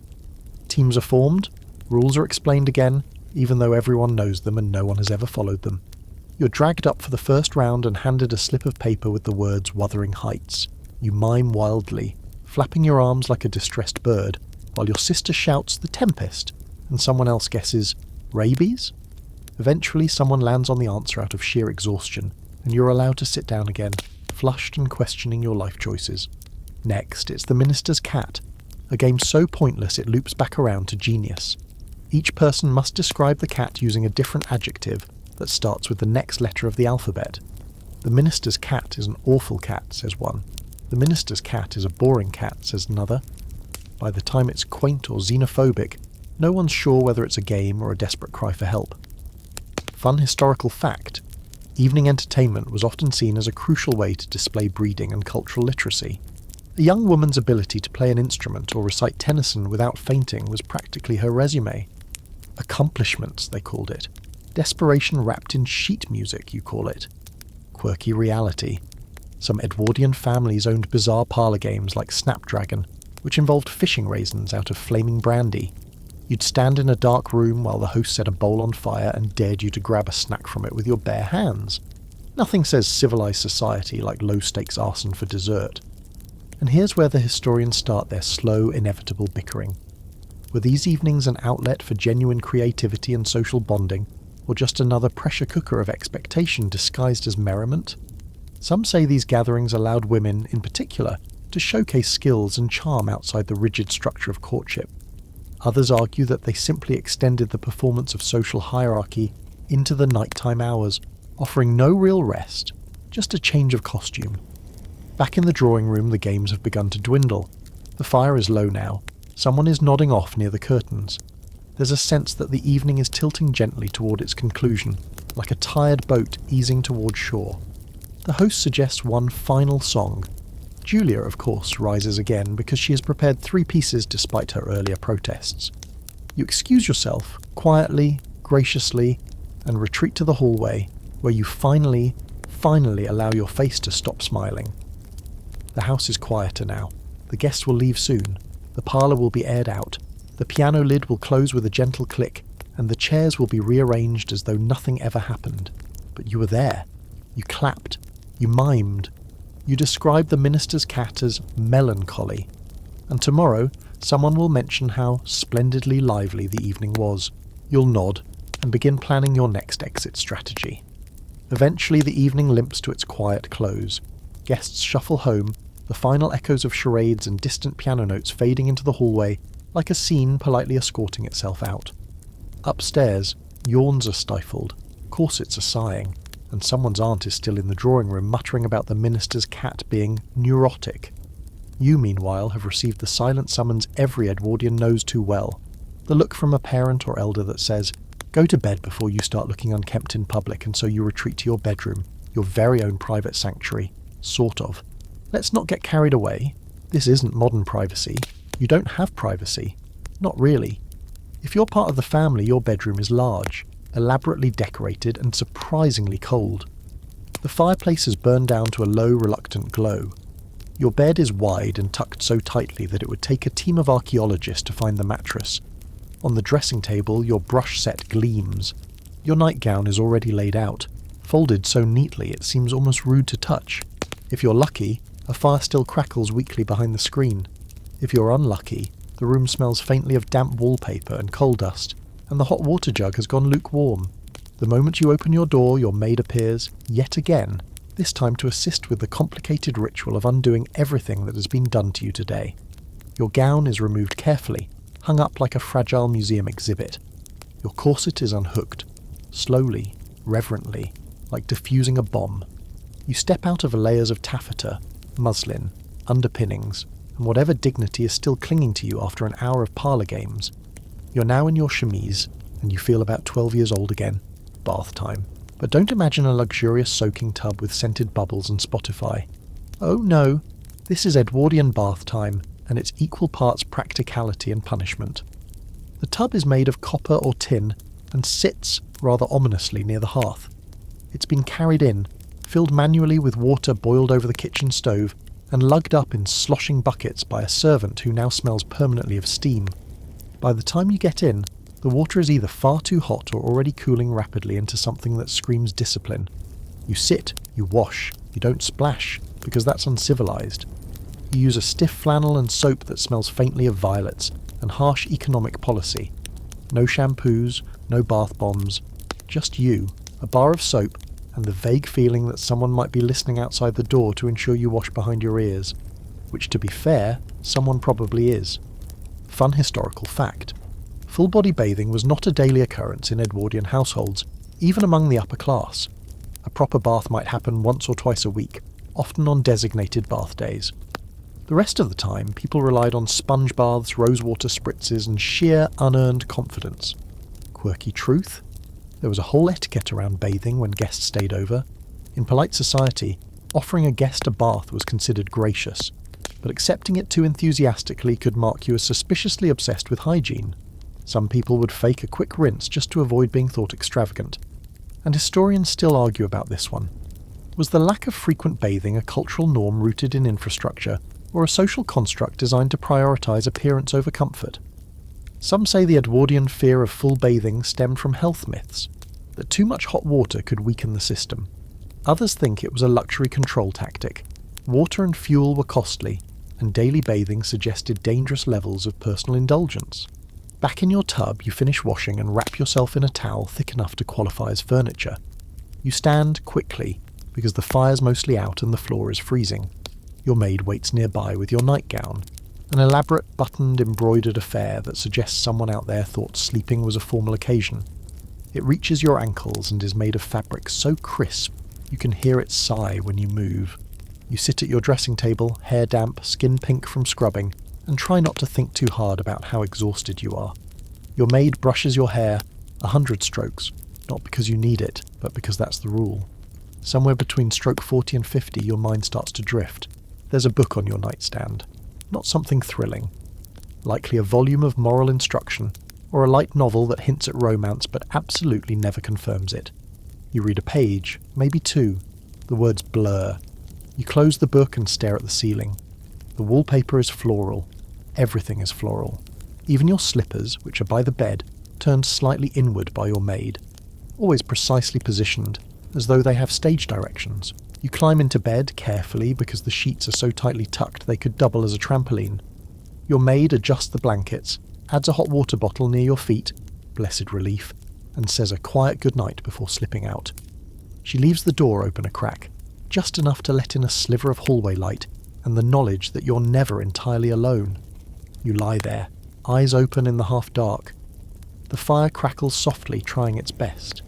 Somewhere below, a servant moves through the corridor, her shoes scuffing faintly against the flagstone. You hear the last of the dinner dishes being cleared in the scullery, and perhaps a bit of muffled laughter. In the room beside yours, someone coughs. It's always the same cough. No one ever speaks of it. And then, the silence settles.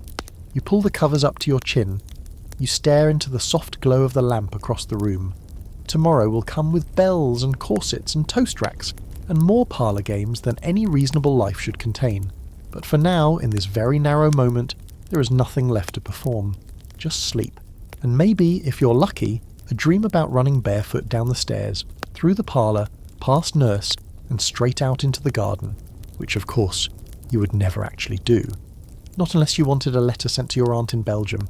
You'd think, wouldn't you, that once you're in your bedroom, wrapped in flannel, tucked under 3 layers of bedding, and flanked by a lukewarm hot water bottle, that the day might be done. That you've survived the social acrobatics and layered costuming and boiled vegetables of Edwardian life and can now retreat to something resembling solitude.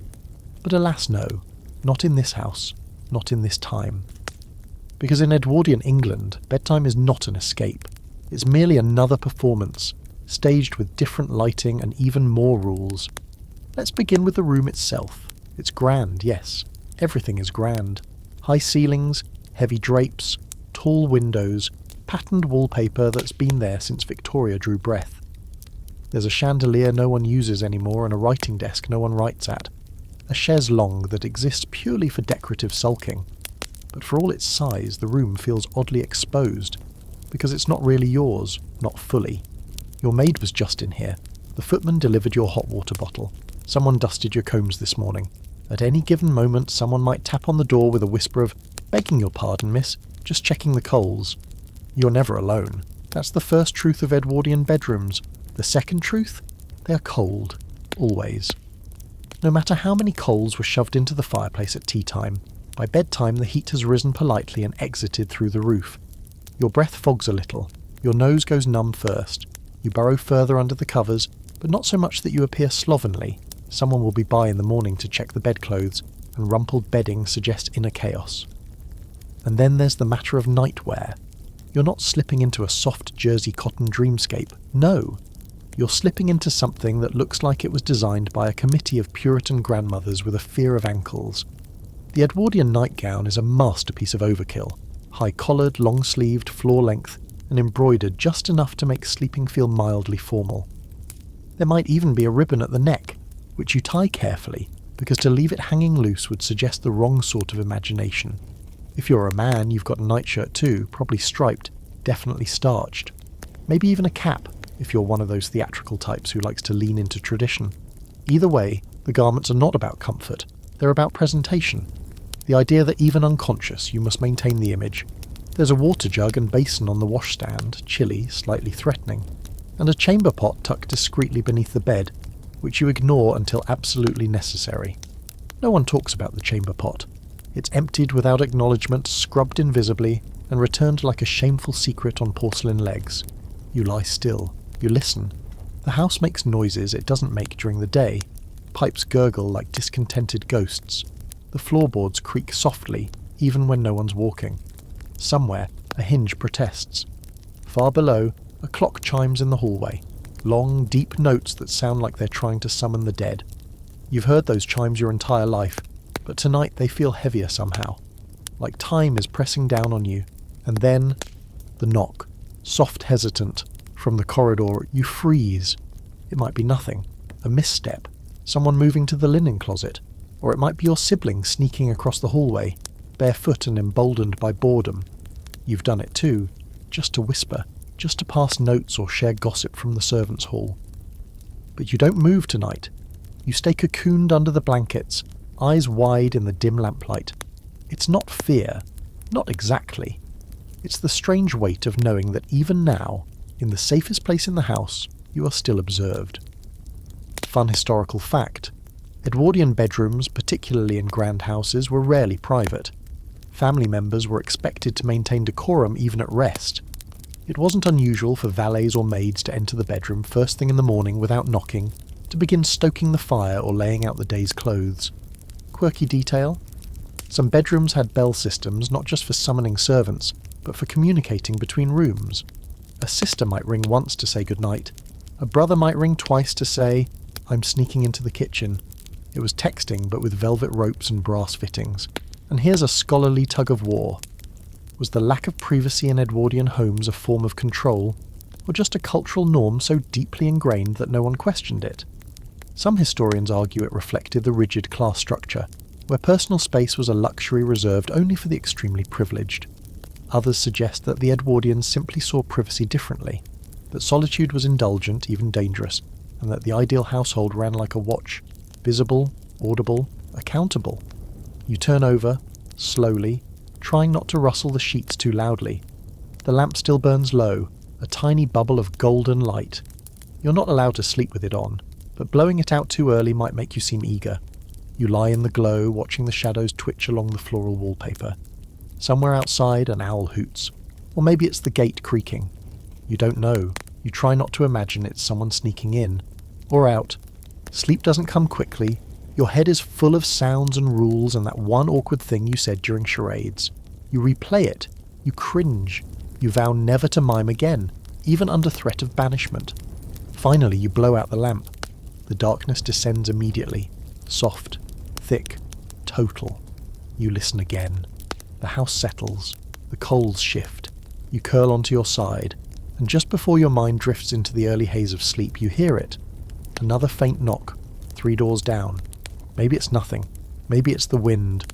Or maybe even in the depths of night, in a house of rules and velvet and quiet power, someone's still not ready to go to bed. Morning may come with tea trays and clinking fire irons, but nighttime has its own rituals, ones that feel oddly more intimate, more secret, more human. One such ritual, known only to you, your maid, and perhaps your most observant sister, is the nightly selection from what you privately call the nightgown drawer.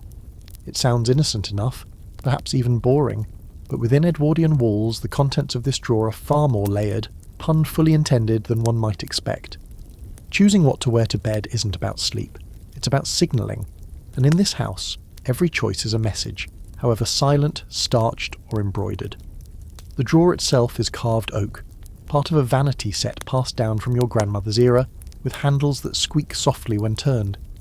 Inside, everything is arranged by fabric and occasion. There's the heavy cotton one with the eyelet collar, perfectly appropriate for ordinary evenings, morally sturdy and virtually sexless.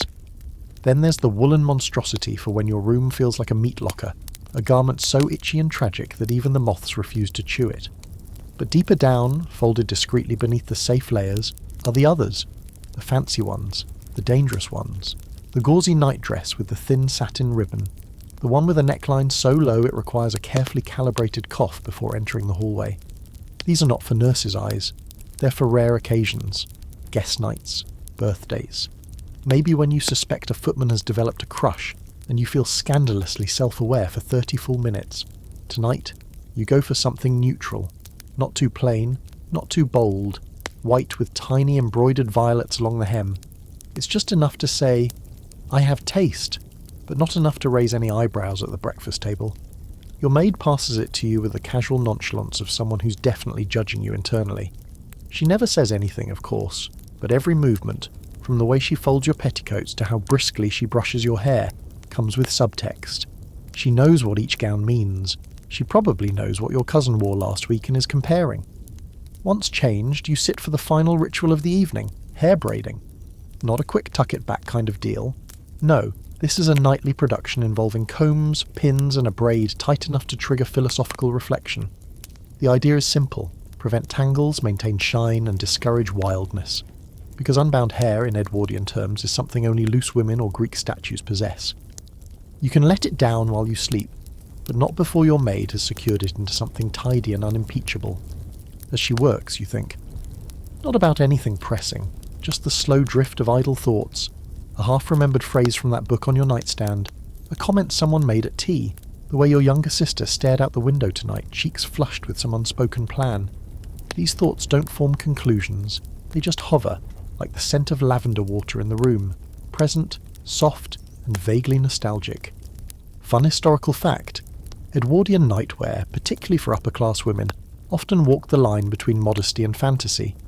It was a strange dance between covering the body and decorating it, long gowns of lace and fine cotton, ruffled and ruched in ways that hinted subtly at the romantic ideal without ever crossing into the realm of real comfort. A well-made nightgown could cost more than a maid's entire annual salary. Quirky detail. Some nightdresses came with buttoned wrists, not for warmth, but to keep women from exposing their forearms too freely, even in sleep. The fear of appearing dishevelled, even while unconscious, was strong enough to warrant a tailor's intervention. God forbid a dream involve visible elbows. And here's a point of debate among fashion historians. Were Edwardian nightgowns an extension of oppressive gender norms, or a rare space where women could exercise personal preference and quiet rebellion? Some scholars argue that the subtle sensuality of these garments was a woman's only permitted form of expression, a way to control how she was perceived behind closed doors. Others say the strict conventions surrounding even sleepwear reveal how deeply rooted appearance was in a woman's value. Braiding complete, you thank your maid, who curtsies lightly before taking her leave. She glances at your lamp, dimmed but not extinguished, and silently notes your lingering restlessness. She's already thinking about whether to bring stronger tea in the morning, or perhaps move your boots closer to the hearth, in case your mood requires a warmer welcome tomorrow. You move to the mirror, not to admire yourself exactly, but to check that everything is in order. Hair neat, gown unwrinkled, shoulders level, posture correct. You glance at the mirror's frame, noticing once again the tiny crack in the corner that no one ever repairs. It comforts you. In a house where everything must be perfect, this little flaw feels like proof that something survived unpolished. With a sigh, you climb into bed. The sheets are cool. The mattress, still stiff with horsehair stuffing, offers zero forgiveness. You fluff your pillow, firm, embroidered again, and settle into place like a person taking up residence inside a dollhouse. A tiny book sits on your bedside table, placed there by your maid but never read beyond chapter 2. You open it out of habit, read a few lines, forget them instantly. Then, the knock, just a gentle tap, no urgency. Not your door this time, someone else's. You hear it from across the corridor. You hold your breath, listening. Footsteps. A soft voice. Impossible to make out the words. Then silence. The door opens. Then nothing. You lie back and stare at the ceiling. This is the part of the night no one talks about. The part after the rules. After the bows and the teacups and the socially acceptable expressions of emotion. When the house is quiet and everyone has retreated into their own corners of the world, behind doors that close but never quite seal. You wonder about the others. Your sister, still awake. Your brother, sneaking out. The maid, writing a letter by candlelight she won't send for weeks. You exhale. The lace curtain by your window flutters slightly. Somewhere in the house, a floorboard sighs under weight. You wonder who it is, or if it's anything at all. You reach for your covers and pull them higher, and in the stillness of your room, wrapped in satin-hemmed symbolism and half-whispered rules, you fall asleep in a gown that says nothing and everything all at once. Every family has that child, the one who doesn't quite fit the mould, who isn't destined for glory, inheritance, or family legend status. In an Edwardian household, that child is almost always the youngest son, a role you've either occupied, dreaded, or watched unfold with the same quiet fascination you reserve for minor train accidents. He's not the heir. That spot's taken, firmly, permanently, and unless a series of deeply unfortunate and possibly suspicious events occurs, he never will be. That leaves him with the awkward title of the spare, or worse, the one who'll have to find a profession. If you are this youngest son, congratulations. You've been born into wealth, sure, but none of the money is really yours. You'll enjoy the education, the wardrobe, the servants who bow as you pass, but you'll grow up knowing, deep down, that all the best rooms in the house are metaphorically, and sometimes literally, locked to you. It starts early. Your older brother is being trained to take over the estate. He's taught about land management, estate finances, and the importance of nodding solemnly at agricultural reports. You, meanwhile, are still being told to stop throwing apples at the ducks. He sits in on meetings with your father. You're told to run and fetch your gloves, and when your tutor explains the responsibilities of nobility, he looks at your brother the entire time. This favouritism isn't cruel, it's traditional. Everyone pretends not to notice. You do. You pretend not to care. That's tradition too. Then comes schooling. You're packed off to Eton or Harrow, where you're not quite as important as your brother, but not quite anonymous either. You drift through Latin lessons, rugby games, and long chapel services, all the while quietly wondering what's supposed to happen to you. You're not stupid, but you're not motivated either. Ambition, after all, requires a destination. When you come home for holidays, everything reminds you where you stand. Your bedroom is smaller, your father forgets which tutor you have. The butler still calls you Master Charles, but he says it with an air of mild apology. You trail your older brother through the estate fields, listening to him talk about wheat prices as if he discovered them personally. You're encouraged to take up a hobby. Drawing, maybe. Horse breeding. Law. If you're particularly lucky, or unlucky, you might be steered toward the church. Not out of piety, mind you, but because it's a respectable solution for surplus sons. A tidy way to keep you employed, clothed, and safely removed from the inheritance conversation. Your mother starts mentioning how becoming a vicar shows character. Your father begins tossing around words like calling. You, however, are 16 and more interested in who keeps sneaking pastries from the kitchen. Fun historical fact. In Edwardian Britain, the concept of primogeniture, the right of the firstborn son to inherit everything, was still firmly in place. This left second, third, and fourth sons scrambling for careers that wouldn't damage the family's image. Common options included the military, the clergy, colonial administration, or marrying someone rich and slightly desperate. Quirky side note. The younger sons were often seen as more charming and socially nimble, precisely because they had to be. Without a title or estate to fall back on, many leaned hard into personality. Several infamous Edwardian society men were charming disasters with questionable job titles and legendary party reputations. The term remittance man was coined to describe a son paid to stay away from home, usually in the colonies, in exchange for a quiet life. Historians still debate whether youngest sons were tragic figures or liberated ones. Some argue that, denied the burden of inheritance, they could explore art, literature, and love with greater freedom. Others point to memoirs filled with bitterness, debt, and wandering years abroad trying to make something of oneself, before eventually returning to die in obscurity with a parrot and a ukulele. Back in your Edwardian house, your role is clear. Don't embarrass anyone. You might be tolerated at dinner, asked for your opinion on cricket scores, or invited to pour the sherry when father is in a forgiving mood. But you're not consulted. You're not handed responsibility. You're there to be well-dressed, agreeable, and, most importantly, elsewhere. You try things, of course.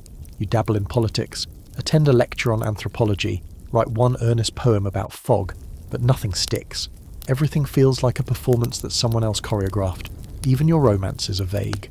A flirtation with a vicar's daughter, a scandalous whisper about a chorus girl. Nothing serious, nothing that lasts. Eventually you're nudged, politely, toward the military. A commission is arranged. You go. You learn to ride better, salute faster, fire a pistol with grim indifference. You're stationed in India or Egypt or somewhere equally far from the dinner table you'll never sit at the head of. You send letters. You receive boxes of socks. You pretend to care about empire. And for a time, it works. You find meaning in duty, or at least distraction.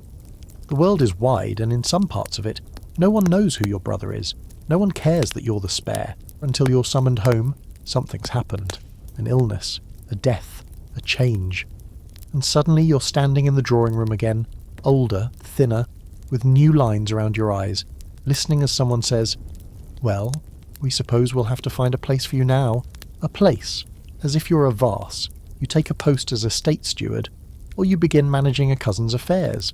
Maybe you marry someone with a modest fortune and learn to make appreciative noises about draperies. Your life isn't unhappy, but it's not yours either. And yet, there are nights. Usually when the fire's burned low and the house is quiet. When you allow yourself a private thought. What if you'd been born first? What if you had inherited the estate, the responsibility, the admiration? Then you blink, and realize you'd probably just be worried about wheat. You sigh, drink the last of your lukewarm brandy, and head to bed, wondering if the youngest son ever truly belonged anywhere, or if he was always meant to live in the corners of the story, cracking jokes and walking the dog while someone else shook hands with the solicitor. Now let's talk about the woman who really runs the Edwardian household. Not that she'd ever admit it, of course, and not that anyone would dare suggest it out loud. She doesn't shout, she doesn't sulk, and she doesn't break a sweat, not in public anyway. But make no mistake, the lady of the house sees everything. She's the orchestrator of every dinner party, the ghostwriter of every family impression, and the last line of defence against social humiliation.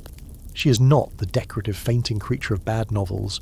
She's a general, a tactician in a day dress. If you imagine the lady of the house as drifting through life on a cloud of satin and lace, let's adjust your expectations. She wakes early, not as early as the maids, naturally, but with enough time to read over the day's schedule, approve the menus, glance at the seating charts, and issue at least 6 pointed corrections before anyone else has buttered a crumpet. She manages staff, not directly, heaven forbid, but through the housekeeper and the butler who both fear her in equal measure. She's polite, but if she compliments your work, you spend the next week trying to replicate it exactly. If she doesn't compliment it, you start updating your resume. She knows where everything is, not just where it should be, but where it is. That pair of candlesticks that was moved from the dining room to the study, she noticed. The extra bottle of sherry ordered last month. She approved it and made a mental note of who drank too much at the Christmas party. The silver polish that ran low last Tuesday.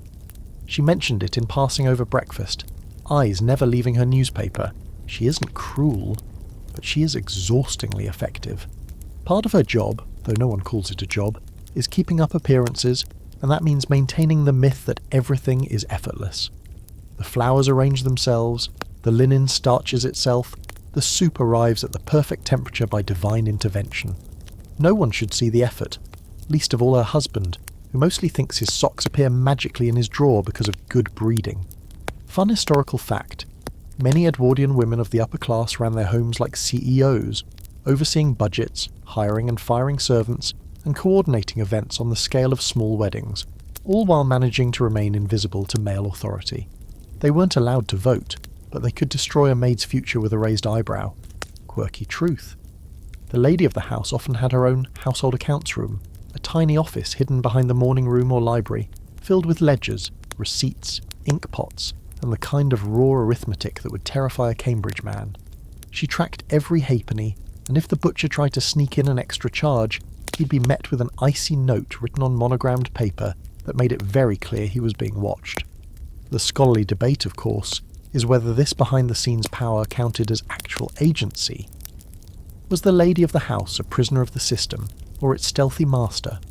Some historians argue she was boxed in by expectation, her intelligence and ambition trapped in endless cycles of menu planning and guest management. Others believe she wielded immense, if subtle, power, social, financial, and emotional, shaping the fate of her family and her peers without ever stepping onto a public stage. What's not up for debate is the sheer volume of mental labour she endured. She had to remember everything: who was in mourning, who disliked mushrooms, which cousin had a drinking problem, which neighbour expected a dinner invitation every 6 weeks but not more frequently, or else she'd assume you were getting too familiar. The entire social architecture of the county existed in her head. And then there's her wardrobe, not for vanity, but for armour. Every dress, every brooch, every ribbon has a message. Pale blue for church visits, burgundy for hosting, white lace gloves to suggest innocence or plausible deniability. Hats aren't just head coverings, they're battle flags. If someone arrives in a hat bigger than hers, she files it away for later retribution. Behind closed doors, though, it's a different story. Once the guests have left and the fire is low, she sits at her writing desk and exhales, long and slow. She removes her gloves, her shoes, rubs her temples. You might catch her staring out the window for 10 full minutes, not thinking about anything in particular, just pausing, because no one ever really gives her permission to do that. Sometimes she writes letters, long ones to school friends or distant cousins, letters where she lets herself be clever or sarcastic or faintly bitter. She folds them neatly, seals them with wax, and later decides not to send them. They're tucked in a drawer somewhere, hidden behind a stack of calling cards from women she no longer speaks to. Other nights she reads, not moral instruction, not gardening manuals, real books, perhaps something French, definitely something she wouldn't leave out in the drawing room. She reads until her eyes blur, until she forgets how many people depend on her pretending everything is fine, and then she rises, dresses for bed, lets her maid undo the buttons that no one else ever sees. She says goodnight with a smile, never weary, never sharp, always composed, because that's the job, not to feel, but to make sure everyone else feels secure, not to be seen working, but to ensure the illusion of perfection never breaks. And in that sense, she's the most powerful person in the house, not because she speaks the loudest or inherits the land, or drinks brandy in leather chairs while debating tariffs, but because she controls how everything looks. And in Edwardian society, how something looks is more important than almost anything else. She closes her bedroom door, the light dims, and tomorrow she'll do it all again, with grace, with efficiency, and with a list in her head that could run a small empire. Somewhere between breakfast and luncheon, after the brass has been polished, the coal scuttles have been refilled, and the third pair of lace gloves has been declared unsuitable for church, but fine for errands. A small bell rings in the corner of the servants' hall. It's subtle, just a brief metallic trill, but everyone knows what it means. It's not a guest arriving, or a tray being summoned. It's the children, calling for their daily outing, or rather, being summoned for it. Because in Edwardian England, children don't simply go outside. They are taken there, in what can only be described as a scheduled, weather-dependent migration. If you're one of these children, say between the ages of 7 and 13, the outing is a mixed blessing. It's better than copywork, obviously, and far preferable to sitting through another lecture on decorum in one's seating posture. But it's also not entirely fun. You don't just go out to play. You're escorted by your nanny, your governess, and possibly a footman carrying a folding stool in case one of you swoons from exertion. This is not recess. It's supervised deportment in a park-like setting. You're dressed for it, naturally. Heavy boots with stiff leather laces, stockings even in summer, a hat that itches and refuses to stay level, and a coat that manages to be simultaneously too warm and not warm enough. If it's winter, there are mufflers and gloves and possibly a hand warmer. If it's spring, nurse is armed with an umbrella to fend off unpredictable clouds and unruly geese. Someone always brings biscuits, which are never offered until you've walked at least 20 minutes and sufficiently appreciated the natural beauty of the grounds. Today the outing is to the lower field, a gently sloped meadow that smells of grass, damp earth, and the kind of manure someone has tactfully not mentioned. You walk in 2 lines, like a parade that's lost its enthusiasm. The boys march, The girls glide. That's the idea anyway. In reality, everyone trudges a little. The governess, Miss Wallace, who knows 12 languages but still can't get George to stop poking things with sticks, gives a short, chirpy lesson about trees. You're meant to identify 3 of them, ideally without climbing any: elm, ash, and beech. You nod, repeat, promptly forget. Someone asks if beech trees make beech nuts or bee cheese. Miss Wallace stares at the sky for a moment like she's praying for lightning. Fun historical fact: Edwardian children of the upper class were expected to spend at least 1 hour outdoors every day, regardless of weather. Fresh air was considered vital for moral and physical development, and catching a cold was seen more as character building than problematic. Quirky aside, some families owned elaborate perambulators, essentially baby carriages on steroids, so large they needed 2 people to steer, and came with parasols, compartments for toys, and sometimes a footbell to warn servants they were coming through. It wasn't just transportation, it was a parade float for the under-5s. And historians still argue over what this ritualized outdoor time actually accomplished. Was it about physical health, social hierarchy, training children to behave like miniature adults in hats? Some say it was genuinely beneficial, a reprieve from rigid indoor expectations. Others argue it was just another form of surveillance, discipline dressed up in fresh air. Back in the field, the outing continues. Someone finds a caterpillar and screams, either from delight or existential horror. It's hard to tell. You are encouraged to observe, not squish. There is a brief, heated debate over whether the bug is poisonous. Nurse intervenes and declares it a common garden variety. You're not convinced. You keep an eye on it in case it develops fangs. George climbs a tree. Again. He's told to come down. He pretends not to hear. You watch with quiet admiration. He's the only one among you bold enough to test gravity on a regular basis. He will probably end up an explorer, or fall into a canal. After the natural history portion of the outing comes the etiquette lesson, slipped in casually like a spoonful of cod liver oil. Today's theme is handkerchiefs, how to fold them, when to use them, and why blowing your nose like a foghorn is unacceptable behavior even in emergencies. You are each given one and told to practice folding it while sitting on a stone bench. This feels both ridiculous and mildly dangerous, folding cloth near livestock while trying not to appear wrinkled. Finally, you are rewarded. The biscuits appear. 2 per child, bland, dry, and slightly overbaked. Heaven. You sit, chewing slowly, watching clouds roll overhead. There's a strange peace to it all, even with the itchy stockings and lurking geese. For a moment, no one is lecturing. No one is posing for visitors or practicing their curtsy. The governess closes her eyes. Nurse knits quietly. George eats his biscuit in a single defiant bite. Then it's time to return. The walk back is always slower. Feet drag. The sun has dipped behind a tree line. Shadows stretch across the gravel path like warnings. You trail behind slightly, kicking at pebbles, wondering if tomorrow's outing might be better, or longer, or include a pond you're allowed to touch.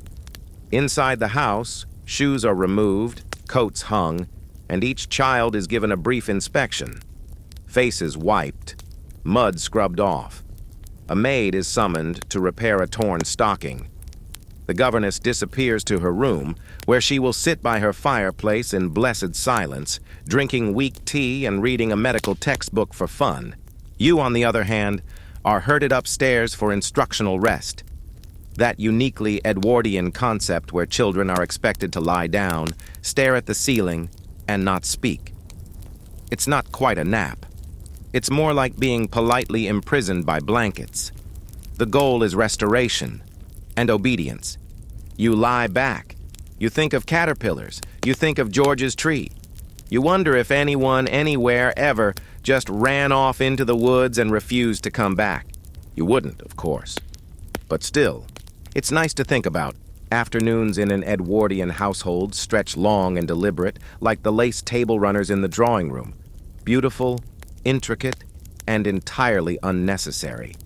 If you're part of the family and not burdened with a real task, and most of you aren't, This is when you perform one of the era's most sacred duties, being visibly at leisure. The trick, of course, is to appear relaxed without ever being idle, engaged without being energetic, and sophisticated without letting anyone catch you enjoying yourself too obviously. This is leisure as an art form, a performance with porcelain teacups and tightly reined-in emotions. The house becomes quieter after luncheon. A kind of suspended animation settles over everything. Servants pad more lightly. Conversation softens. Newspapers rustle in the drawing room, interrupted only by the clink of teaspoons against china. Even the furniture seems to exhale slightly, as if taking a brief, well-earned break from hosting people too tightly corseted to recline properly. If you're a woman, you may retreat to the morning room, despite it being firmly afternoon. It's a bright space with floral curtains, pale blue walls, and a small writing desk positioned perfectly under a window that catches the light at just the right angle to encourage wistful thoughts and carefully curated correspondence. This is where letters are composed, the kind you never send immediately, of course. You write in longhand, with violet ink, pausing dramatically every third line to glance outside and appear moved by a passing cloud. You might be drafting thank you notes, or invitations, or replies to vague cousins about vague engagements. You might also be writing to your friend from finishing school about nothing in particular, just to maintain the fiction that your social calendar is bursting at the seams. Across the hall, the men have retreated to the library. It smells of pipe smoke, leather, and self-importance. Your father has taken his usual chair by the fire, facing the door, because he believes in asserting dominance even over upholstery. He's reading the Times, pretending not to listen as your brother stumbles through something about tariffs. Occasionally, he clears his throat in a way that suggests both agreement and mild disappointment. Books line the walls, most of them never touched. Their titles are serious: histories, sermons, atlases, philosophical treatises that have been opened once and never again. But a few are secretly dog-eared: adventure novels tucked behind ledgers, French poetry disguised inside agricultural reports. Everyone knows they're there. No one mentions it. That would imply curiosity, which is not always welcome. If you're too young for the library and too fidgety for the morning room, you might find yourself exiled to the conservatory, a glassy, humid space filled with spider plants, orchids, and the persistent smell of damp soil. You are told to read something improving. You pretend to. Mostly you stare at the ceiling and wonder if anyone would notice if you vanished into the ferns. Fun historical fact: leisure among the Edwardian upper class wasn't seen as laziness. It was a mark of status. The more free time you had, the higher your position. And if you could spend your free time doing things that appeared productive without being necessary, even better. Needlepoint, watercolors, and letter writing weren't just hobbies. They were decorative usefulness, quirky reality. Some Edwardian households had strict activity schedules for leisure. Between 3 and 5, women were expected to engage in needlework, music, or art. Not because they enjoyed it, but because it was deemed appropriate. Woe betide the daughter caught lounging with nothing in her hands but a glazed expression and a biscuit. And here's the ongoing academic squabble. Was Edwardian leisure a tool for self-expression, or just another trap? Some scholars argue that these quiet, refined moments allowed women, in particular, to carve out internal lives rich with thought and subtle rebellion. Others counter that it was all about appearance, decorum over joy, refinement over rest, a performance in which everyone knew the script and no one was allowed to improvise. Back in the morning room, your aunt is crocheting something that may one day be a shawl or possibly a curtain. She hasn't looked at the pattern in weeks, but insists she's making splendid progress. You nod approvingly and return to your letter about nothing. Outside, someone is walking a dog across the lawn. You wonder what that's like, to just go for a walk without a reason, a hat, or a chaperone. The sheer freedom of it seems decadent. Then there's the piano. It lives at the edge of the drawing room, lurking like an overly enthusiastic uncle, always ready for someone to remember it exists. Around 4 o'clock, a cousin gives in and begins playing a gentle waltz, one she learned years ago and has performed at every family event since. No one complains. No one listens, either. It's just background, the sonic equivalent of wallpaper. Tea is coming soon, of course, that great equalizer, the signal that the day is starting to turn toward its conclusion. But until then, the house floats in this strange half-state, quiet, formal, politely purposeless. A space where the air is scented with lavender polish, expectations, and the soft rustle of social survival. You get up, you walk to the window, you stand there a moment, for effect. From this angle, the estate looks like a painting. Gravel paths curling through lawns, trees standing with the practiced elegance of old money, and clouds gathering on the horizon in a manner that suggests narrative tension without actual rain. You sigh gently, not because you're sad necessarily, but because sighing at windows is what one does in an Edwardian afternoon. It suggests thoughtfulness, depth, possibly ennui. A bell rings in the hallway. The sound is polite but firm. Tea is ready. You fold your letter. You smooth your skirts. And you head toward the drawing room. Not because you're hungry, but because in this world, even rest must be scheduled, served, and observed. You'd think tea was a simple affair, some hot water, a few leaves, maybe a biscuit if fortune smiled on you. But in an Edwardian household, afternoon tea is less a meal and more a social ritual wrapped in lace, porcelain, and enough unsaid rules to confuse a visiting diplomat. It's not just a snack, it's a performance. One that happens every single day, usually at 4 o'clock, and one that you must not skip unless you are dying, dead, or banished to the continent. You arrive in the drawing room a few minutes early because late entry suggests either sloppiness or emotional instability, and no one wants to be accused of either in public. The room has already been prepared. The low table at the center has been dressed like it's about to host royalty, with embroidered cloth, delicate bone china, silver tongs for sugar, and 3 different kinds of spoons, none of which you're entirely confident using. The chairs have been artfully arranged into that deceptive offhand pattern that says, "Oh, we just gathered like this naturally," despite the butler spending 10 minutes calculating eye lines and conversation angles. The air smells faintly of bergamot and shortbread, with a hint of yesterday's roses lingering from the arrangement that was too expensive to replace just yet. A fire crackles lazily in the hearth. And somewhere in the corner, a maid is pretending not to exist while holding a silver tray like her life depends on it. You nod to her. She does not nod back. That would be inappropriate. Seating is key. You choose yours carefully, not too close to your aunt, who will critique your posture, and not too far from the window, where the light will turn you into a squinting gargoyle by 4:30. Everyone finds their spot, just as they always do, and begins the ritual of being charming in a way that does not betray effort. The tea is brought in by the footman. There's a pause as he pours for the hostess, your mother, naturally, who nods once to indicate the correct sugar quantity. Then it's passed to you, and you go through the familiar choreography. Lift, sip, murmur appreciation, place the cup back on the saucer without clinking, do not gulp, do not slurp, and for the love of social standing, do not mention that you actually prefer coffee. Next comes the food. A tiered tray is placed at the center of the table, like a delicate tower of edible social anxiety.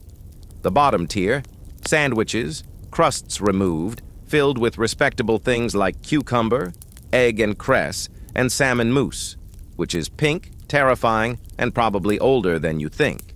Middle tier, scones, warm but not hot, served with clotted cream and jam in precisely the wrong order depending on which county you're insulting. Top tier, little cakes, tiny, colorful, frosted within an inch of their lives, and very possibly made of air and Victorian spite. You're allowed to take one from each level. 2, if you've said something clever earlier and no one important is watching. You do so carefully, trying to look like you're not choosing, but merely letting your hand wander. You end up with cucumber, scone, and something that looks like a miniature opera cake, but tastes like sugared soap. Fun historical fact. Afternoon tea as we know it was popularized in the mid-1800s by Anna, the Duchess of Bedford, who couldn't stand the long stretch between luncheon and dinner. It quickly evolved into a full-blown institution, particularly in Edwardian households, where eating small, delicate foods became a status symbol in itself. The smaller the sandwich, the higher your class. Quirky tidbit? There was an actual etiquette to how one held a teacup. You didn't just grab it like a savage. Thumb and index finger on the handle, middle finger supporting underneath, pinky not out. Despite popular myth, it was considered affected. And if you raised the saucer with the cup, only acceptable if you were standing. Otherwise, you left the saucer where it sat and prayed you didn't spill. Here's where historians can't stop bickering. Was afternoon tea an empowering social space for Edwardian women, or just another decorative cage? On one hand, it allowed women to gather, speak freely, within limits, and even wield soft power. Alliances, introductions, and subtle exclusions were all orchestrated over sponge cake. On the other, it reinforced a system where their value was tied to elegance, conversation, and whether their jam spoon matched the sugar tongs. Back at the table, conversation has begun in earnest. Someone brings up the local fair. Someone else mentions a cousin's engagement, which is unexpected and therefore scandalous. Your aunt makes a vague comment about someone's complexion having improved since the summer, which everyone knows is code for she had a breakdown, but we've decided to move on. You sit quietly, occasionally nodding, sipping your tea and pretending you're not calculating how long you have to stay before retreating becomes polite. It's not that you dislike tea, it's that tea never stays just tea. It always turns into gossip, judgment, or worse, charity planning. Today, the ladies have turned their attention to the upcoming church bazaar. There are whispers of raffles, jam jars, and Mrs. Weatherby's notorious lemon curd. You're asked if you'll contribute something for the bake sale. You say yes, even though you know full well that contribute actually means oversee the cook and pretend you had something to do with it. Across the room, your brother saunters in late, with just enough swagger to suggest he's either been riding or pretending to. He pours himself a cup and collapses into the armchair, legs splayed, a biscuit dangling lazily from his fingers. Your mother gives him the look, and within 3 seconds he's sitting upright, ankles crossed, pretending to enjoy cucumber sandwiches. The room hums with conversation, porcelain, and restrained judgment. The fire hisses softly. A clock ticks in the hallway. Outside, the wind rustles the ivy on the garden walls, hinting at the kind of freedom that does not require a teaspoon. And then, finally, the hostess rises. That's the signal. Tea is over. Everyone stands, chairs scrape quietly, and the ritual dissolves.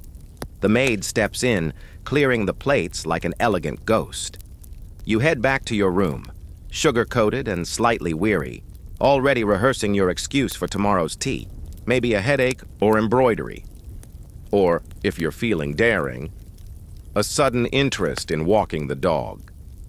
After tea, the hours stretch thin, golden, and oddly choreographed, like the last slow steps of a formal dance. This part of the day doesn't have an official name, no dramatic bells, no butlers announcing its arrival, but everyone knows what it is. It's pre-dinner limbo, that strange, weightless sliver of afternoon slipping into early evening, where nothing urgent is supposed to happen, and yet everyone is deeply occupied with the art of preparing to do absolutely nothing. If you're a member of the household, you know the rules. You may not be needed for anything, no scheduled outings, no calls to make, but you must remain visible, presentable, engaged in some gentle, socially acceptable activity that gives the impression of vitality without ever hinting at real labor. Reading, for example, or walking slowly through the garden with your hands clasped behind your back like someone contemplating land disputes. If you look too relaxed, you'll be accused of being idle, but if you look too busy, someone might hand you a task. The trick is balance, and furniture helps. You find yourself in the drawing room once again. The furniture has not moved. The same armchairs, the same antimacassars, the same delicate whiff of lavender and polished wood. Outside, the sky is beginning to shift, sunlight softening into the buttery gold of late October, filtering through the windows in long diagonal lines that make everything look more meaningful than it really is. You take a book from the side table, a novel, heavily abridged, with all the interesting bits silently removed by someone with moral concerns and a steady hand. You flip through a few pages. You stare at the same paragraph for 10 minutes. Your sister is doing embroidery nearby. Her fingers move with gentle, practiced rhythm, but her expression says she's somewhere far away, probably imagining a world where stitches don't matter and everyone eats their own scone. Occasionally, someone passes through the room just to pass through it. A cousin on their way to the library, a brother looking for a missing cufflink, a mother checking if the fire is entirely out in the back drawing room because she once heard a story about a rug catching a light and ruining a whole engagement season. Eventually, someone suggests a stroll. Not a walk, mind you. A stroll. That is, moving at a rate so slow it doesn't technically count as motion. This is an acceptable pre-dinner activity, especially if you carry a cane you don't need or wear gloves you never remove. You step outside, carefully, as though the gravel path has personally insulted you. The air is crisp, damp with the kind of late autumn chill that hints at cough syrup in your future. You walk the perimeter of the garden once, maybe twice. You observe the hedges, nod respectfully to a passing gardener. You do not engage. His presence here is practical. Yours is purely aesthetic. A few leaves fall. You pretend not to notice. Wet leaves are for staff to worry about. Fun historical fact. This slow-motion pacing wasn't just about tradition. It was part of the Edwardian obsession with posture and carriage. Proper bearing was considered a reflection of character, and the way one walked was nearly as important as what one said. Graceful movement was trained from childhood, often under the supervision of a governess who viewed slouching as a personal insult. Quirky tradition. Some estates installed garden mirrors, large angled glass panels hidden among shrubbery, so that ladies could check their posture discreetly while strolling. If you thought vanity was a modern invention, consider someone stopping mid-stride to evaluate their silhouette in a hydrangea bed. And here's the academic debate. Were these hours of passive visibility tools of control or gentle freedom? Some historians argue this time allowed women to temporarily disengage from the social grind and find pockets of quiet autonomy. Others claim it was simply another form of regulated display, idle performance for the sake of propriety, framed by rose bushes and social hierarchy. You return indoors just as the light begins to dim further. Lamps are being lit, not harshly, no overhead monstrosities, but small warm glows in corners, near chairs, in alcoves.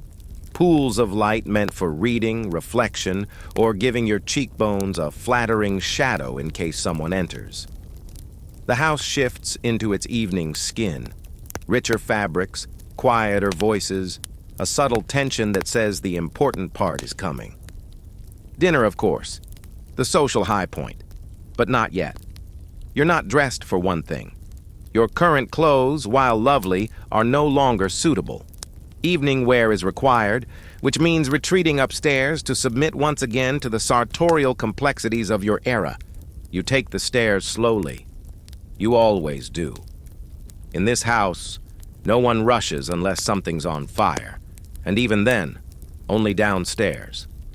In your room, your maid awaits with the resigned expression of someone who knows the evening gown you'll demand is the one with the impossible buttons and the hem that attracts every particle of dust from here to the linen cupboard. You both know it's not practical. That's why you want it. As she prepares the gown, lays out your gloves, and arranges the appropriate jewelry with all the quiet precision of a military quartermaster, you steal a glance at yourself in the mirror. Not to admire. Not quite. Just to check. The tilt of your head, the curve of your mouth, the expression that says, I'm fine. I belong. I understand all the rules. You don't. Not really, but no one does. That's the great unspoken truth of Edwardian elegance. Everyone's guessing. Everyone's performing. Some people are just better at hiding the gaps. You dress in silence. One layer, then another. The gown slides into place like a whisper. Gloves are pulled on. Jewels are clasped. Your hair is already done, tightly arranged hours ago to withstand the trials of tea, weather, and awkward compliments. When you're ready, your maid steps back. You glance once more in the mirror. You look perfect. You feel like a person standing inside a costume that just barely fits.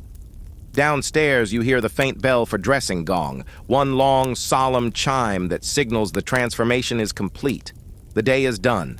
The page has turned. It's time to descend, to smile, to sit up straighter, and to pretend for the next several hours that this evening was designed for your pleasure, and not for the preservation of a system that rewards the best listeners and punishes the first person to ask, "What if we just ate sandwiches in the kitchen?" Evening has settled in with full theatrical flair now, the kind of dim amber light that flatters everything it touches. Skin, fabric, even personalities if you're lucky. The house has completed its daily transformation from stiff daytime order to slow-burning candlelit formality. Servants move more quietly. Fires are stirred with reverence. And every hallway feels just a bit more solemn, as if even the floorboards are aware of the significance of what's to come. Because now, the household braces itself for dinner proper, the crown jewel of Edwardian social performance, where cutlery doubles as a code book, and the soup course can make or break a reputation. You've spent the last 20 minutes being dressed like a roast pheasant, layered, buttoned, hooked, and fastened into something exquisite but not exactly breathable.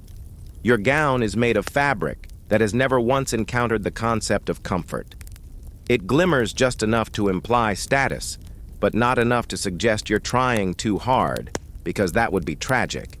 Your gloves are fitted to within an inch of circulation, and your shoes, while beautiful, could easily be used in some form of stylish medieval punishment. You take one last look in the mirror. You do not smile.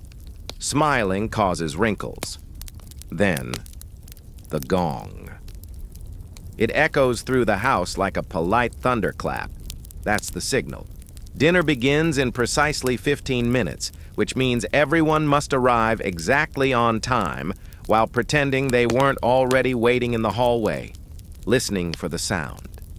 You make your way downstairs carefully, one gloved hand resting lightly on the banister, the other clutching your fan, your patience, and the last breath of autonomy for the evening. The dining room is a marvel of symmetry and intimidation. The table stretches on forever, polished to a mirror shine, set with more silverware than any reasonable person should need to consume 7 courses. Candles flicker in candelabras so tall they feel like spectators. The crystal glasses twinkle, the folded napkins resemble origami swans, and the floral arrangement in the center is so aggressively tasteful it could draw blood. You take your assigned seat, never randomly chosen, never up for negotiation. The seating chart has been studied, debated, and revised by your mother for the last 3 days. To your left, a gentleman who smells faintly of hunting dogs and old parchment. To your right, a young lady who may or may not be engaged, depending on whom you ask and how much wine they've had. Across the table, someone you only vaguely recognize, possibly a cousin, possibly someone who once insulted your trifle recipe. Everyone smiles. Everyone murmurs. and everyone immediately begins the delicate, exhausting task of not being themselves. The butler enters with the first course, soup. Always soup. No one knows why. It's the least conversational of all foods, and still it opens every Edwardian feast like a solemn preamble. You lift your spoon, outward then inward, never scooping toward yourself unless you want to be shunned, and you sip quietly. No slurping, no blowing, no sudden coughing fits if the pepper goes rogue. Conversation begins softly. The weather is reviewed. Recent visitors are praised or gently mocked, depending on whether they sent a thank you note. Someone brings up a recent newspaper article about a comet. Someone else discusses the comparative yield of wheat versus barley. You nod, smile, and occasionally contribute something vague like, "How fascinating," or, "Indeed, the seasons do seem to be shifting." You do not talk politics. You do not mention money. You absolutely do not bring up that time last week when the soup tasted like boiled despair. Fun historical fact: Edwardian dinner parties were not just meals. They were calculated displays of wealth, breeding, and social fluency. A properly executed dinner could secure marriages, seal business deals, or at the very least, nudge someone's name higher up the invitation list. Everything from the color of the flowers to the stiffness of the napkins was a message, usually one that whispered, "We are better than you." Quirky detail: the number of courses was seen as a social indicator. A modest dinner might have 5. A proper show of opulence, 9 or more. By the time you reached the third course, typically fish, everyone was already too full, too polite, and too exhausted to remember what they were eating. That's why menus were printed, folded, and discreetly glanced at like tiny edible programs. And here's where historians can't stop disagreeing. Were these dinners exercises in oppressive tradition, or were they stages for subtle power plays, particularly by women who otherwise lacked formal influence? Some argue that a hostess controlled the room like a conductor, determining conversation flow, alliances, even romantic opportunities. Others say it was all just a gilded cage with extra forks. Back at the table, the meal continues. There's an entree you can't quite identify, something foul adjacent in a mysterious sauce. You eat it anyway. The gentleman beside you makes a comment about his recent trip to Egypt, which seems to consist entirely of complaining about the heat and mispronouncing Luxor. The young lady on your other side attempts to tell an anecdote involving her spaniel and a confused milkman, but loses the thread halfway through and ends by simply laughing softly into her glass. You contribute where you can. You smile. You keep your elbows in check. You laugh at the appropriate volume.